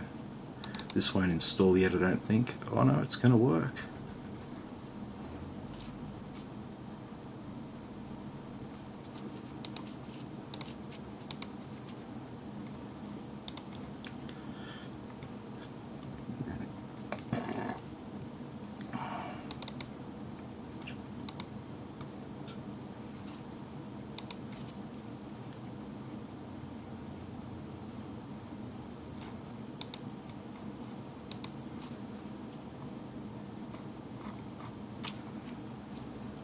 Alright, let's go back to this PC. Let's set up that hard drive.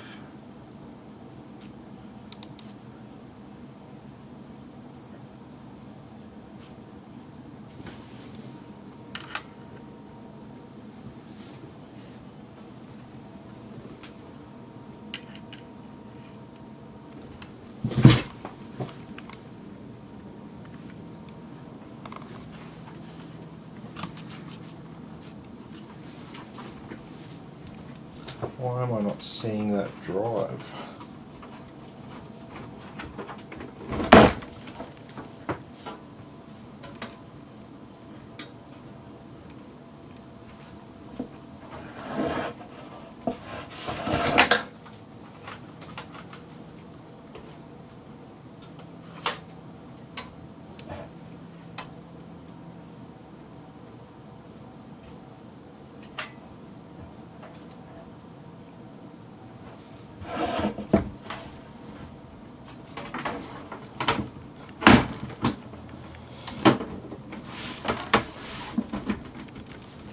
See, now I'm starting to doubt myself. I can't remember whether I plugged that in before it restarted, after. I'm going to assume it hasn't been restarted yet, and that's why it's not showing up in disk management.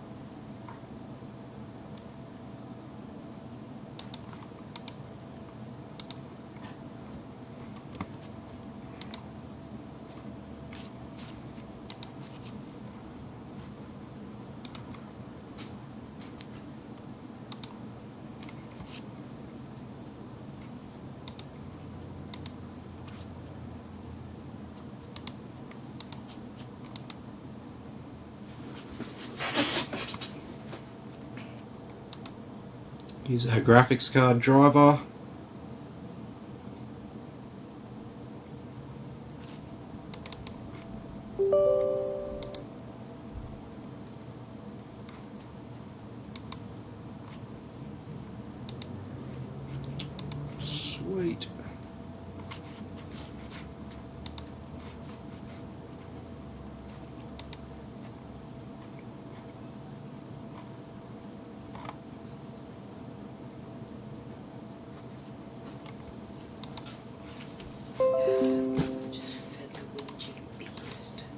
feature.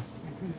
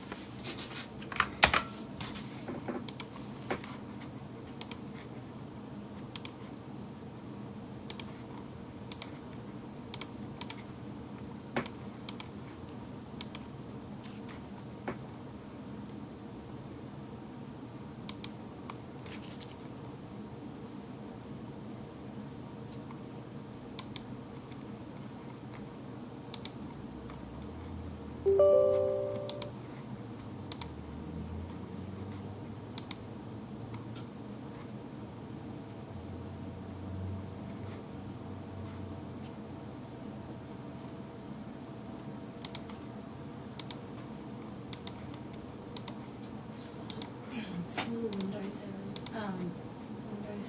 updates have errored. Yeah, it's alright.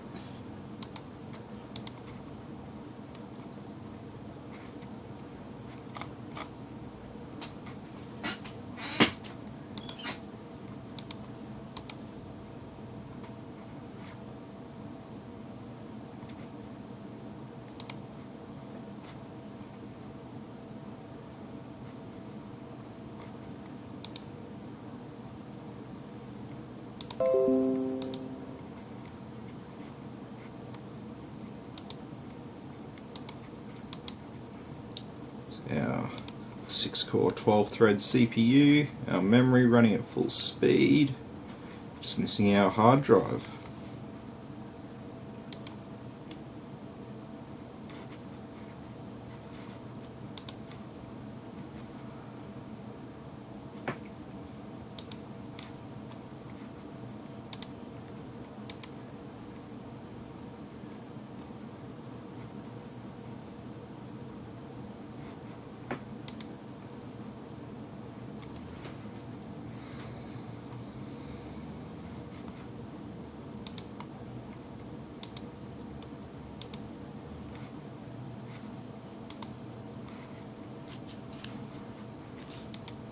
Sweet.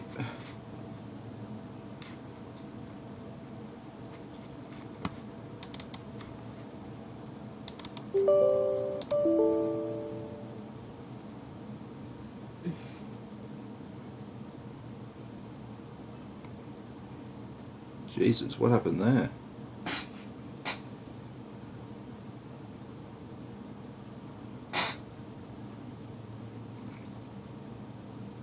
Okay. We can update now. Actually, no. This is no. See the fact that it, for whatever reason, forced a restart. Then it's now actually going to sit on this screen for ages while that final update downloads. So I think this might be a good time for me to have a toilet break.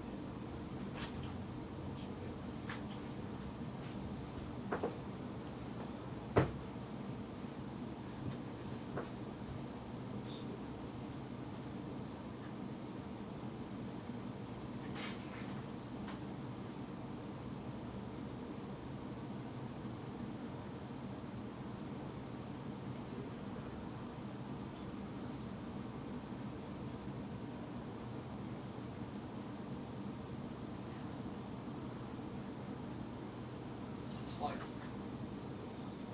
like more rubbery calamari. It's like got the, it's not just like sweet.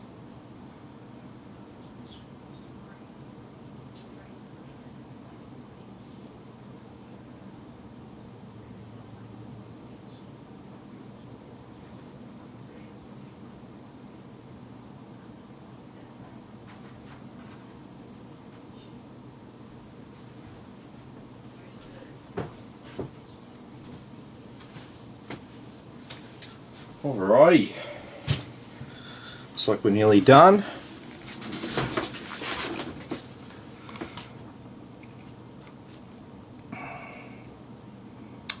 What an interruption, how rude was that?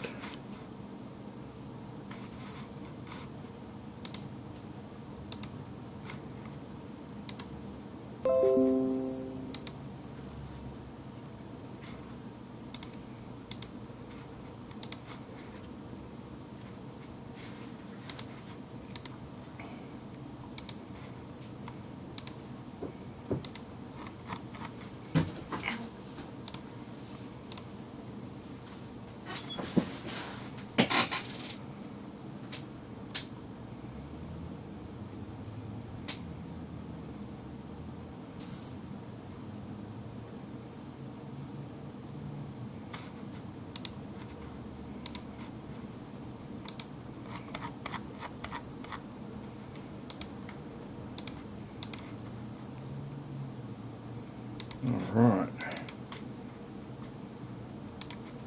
Now let's set up.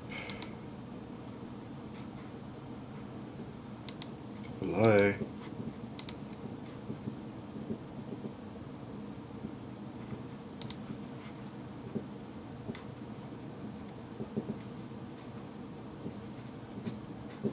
Okay, now I'm like, what the fuck's going on?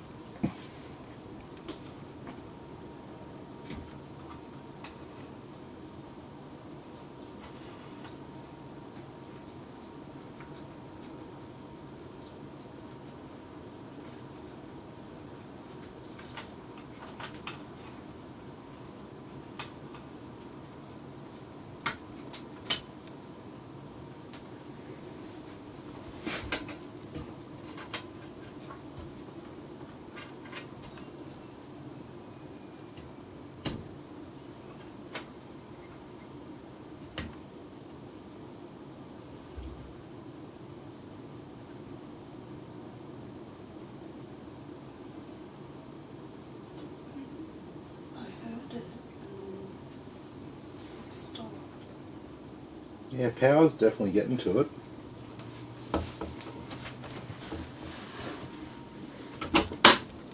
I'll have to look at that.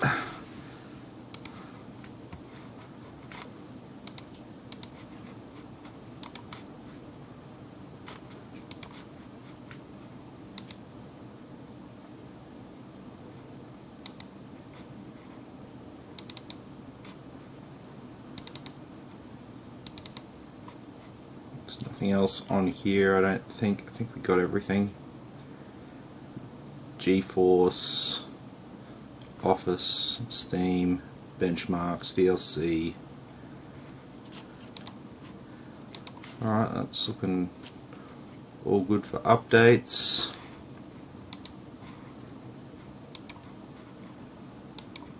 Just waiting on these to install.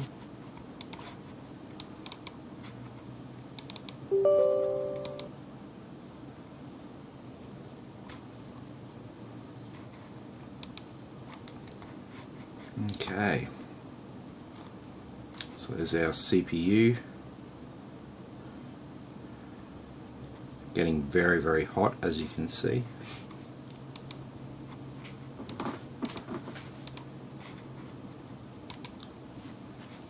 What is going on? There it goes.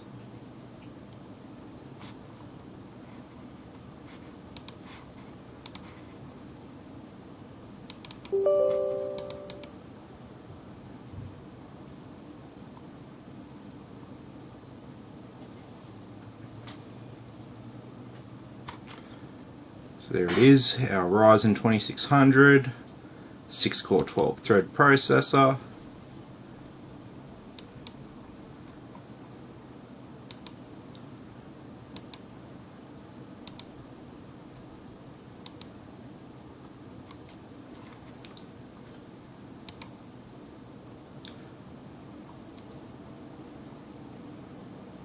So no overclock here.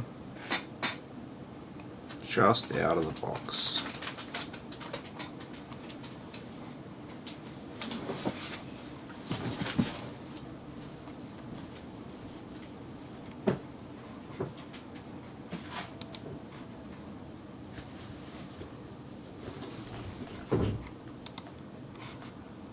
Alright, they're downloaded. Okay.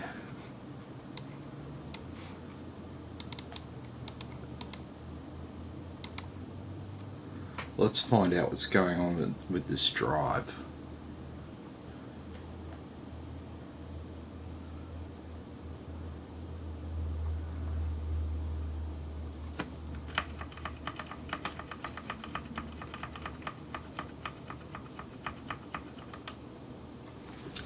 Okay.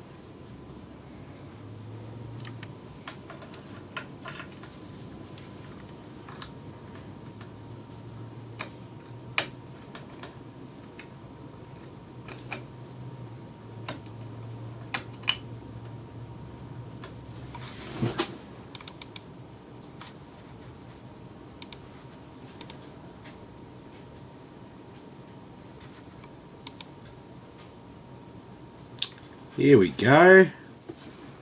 Look at that.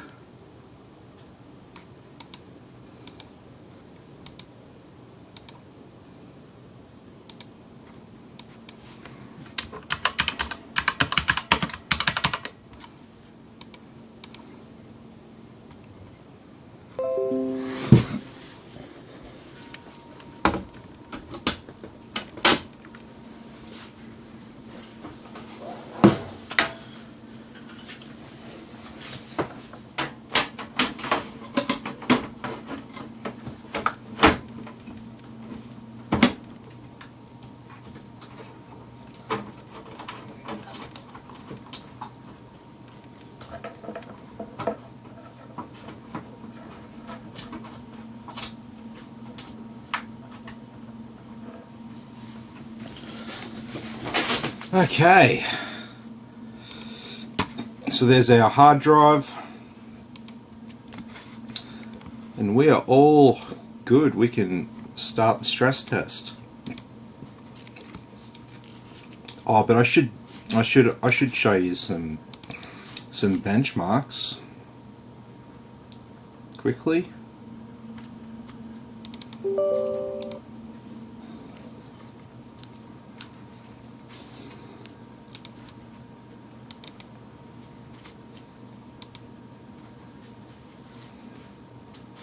Oh, it's another thing I haven't done. MSI Afterburner.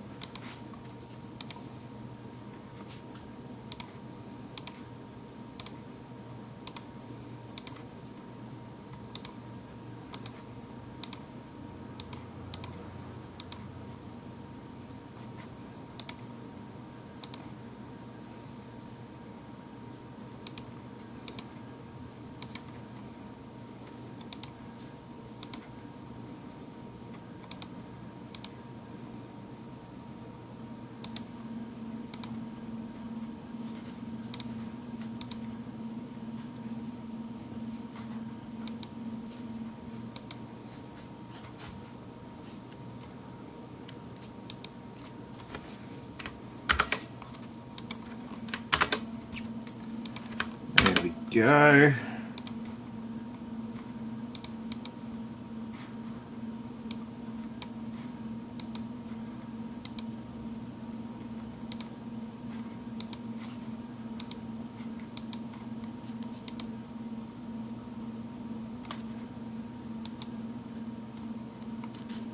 Oh. Reaver tuner's stalled out on us, hey?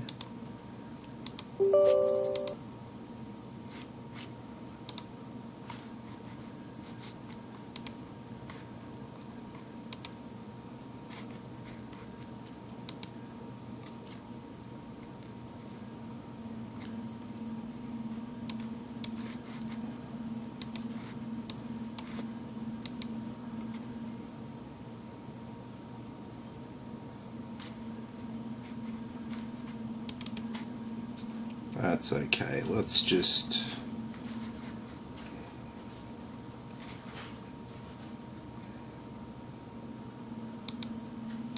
Oh, that's really causing it some dramas, isn't it? Look at that.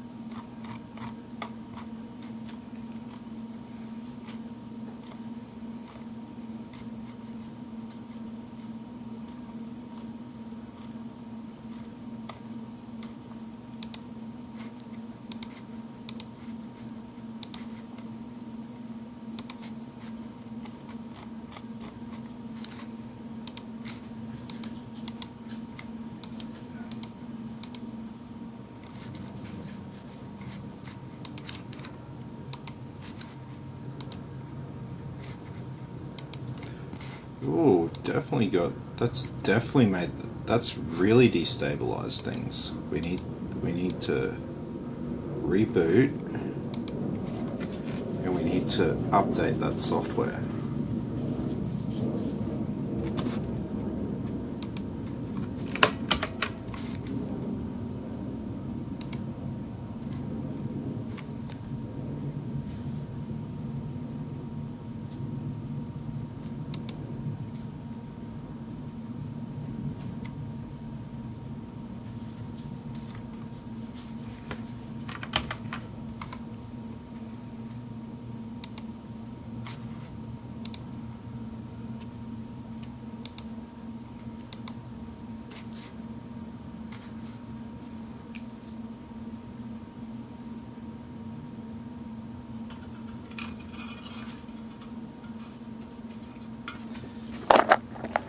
Man, that's really destabilized.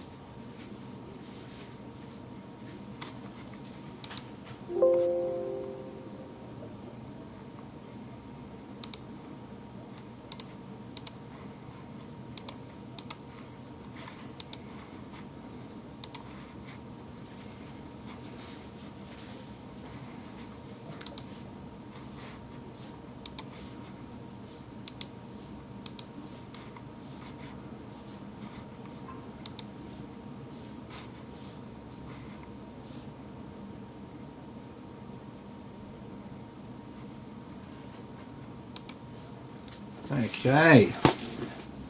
So hopefully this is the final restart.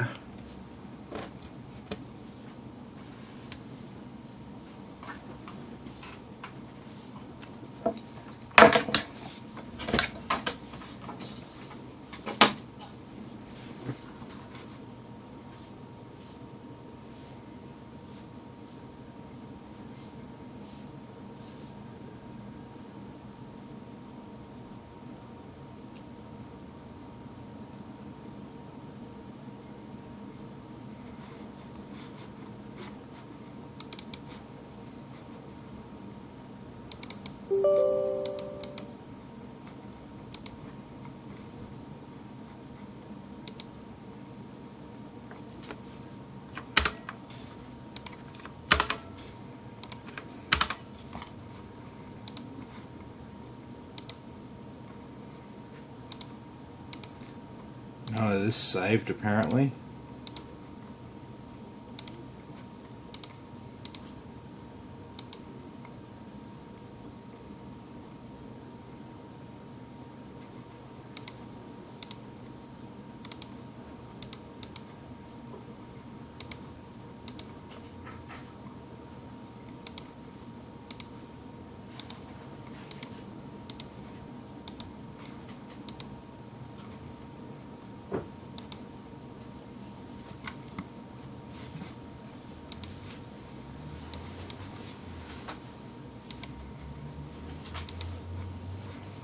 Okay.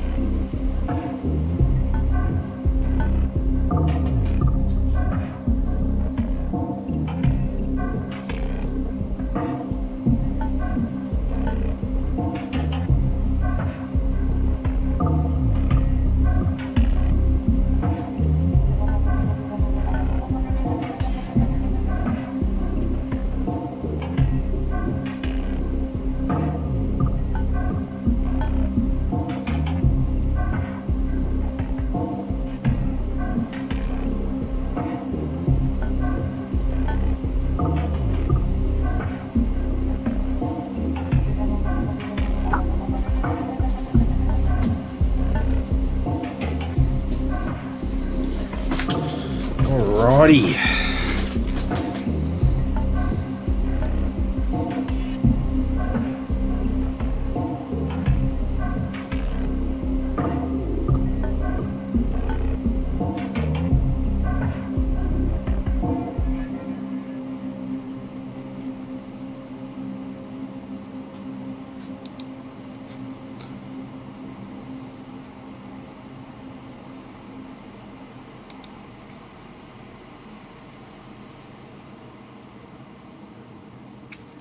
Alright, so no issues there.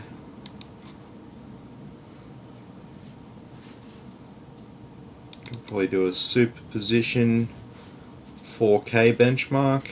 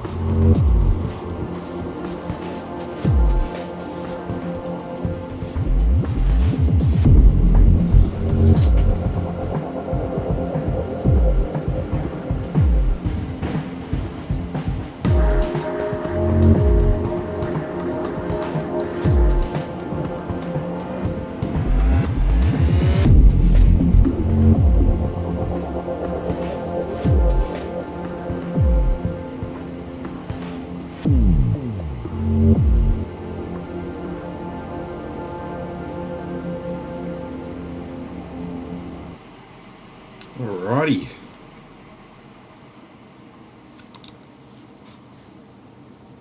So I think now we'll start our stress test. But I'm not very concerned about this at all.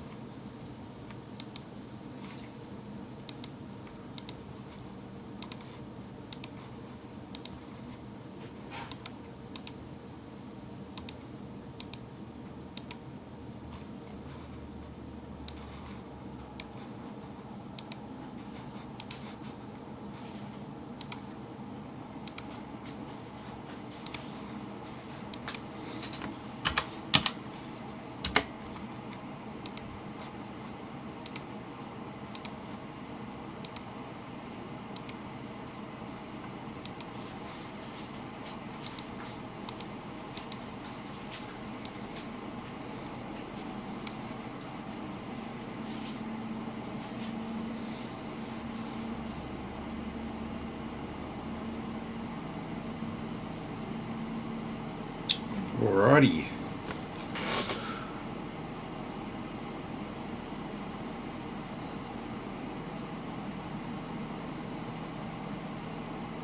So I mean, looking at this already, it doesn't look like it's even going to get over 65 degrees on the CPU, so plenty of overclocking headroom there. How about everything else on the motherboard? Everything else is looking good as well.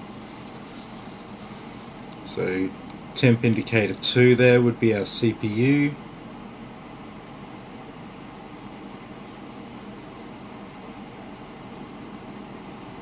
These two here are pretty much on par. The thing is with these temp indicators, it's different on every motherboard, so it can be a bit of a pain trying to identify what one is what, but usually you can work it out. I mean, you can see that that's the CPU because that temperature there basically corresponds to the same readout that we're getting from the CPU itself. So these are this CPU temperature here and this one here is two different things. That's why the values are slightly different. Basically the same, but slightly different.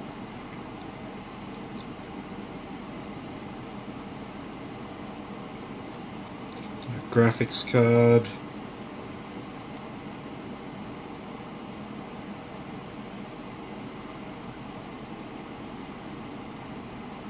No issues there. Hotspot staying under 83, which is good.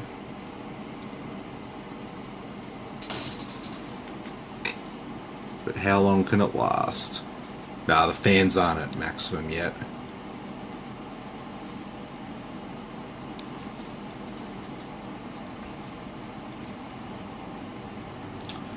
No, so this is pretty much where we're going to leave it tonight, unless anyone else has any final questions to hit me with before I sign off.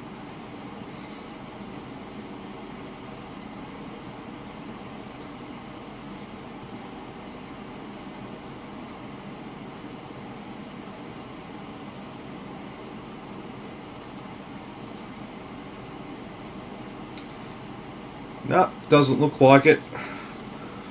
Alrighty everyone, have a good one, and I'll see you all tomorrow in the next video.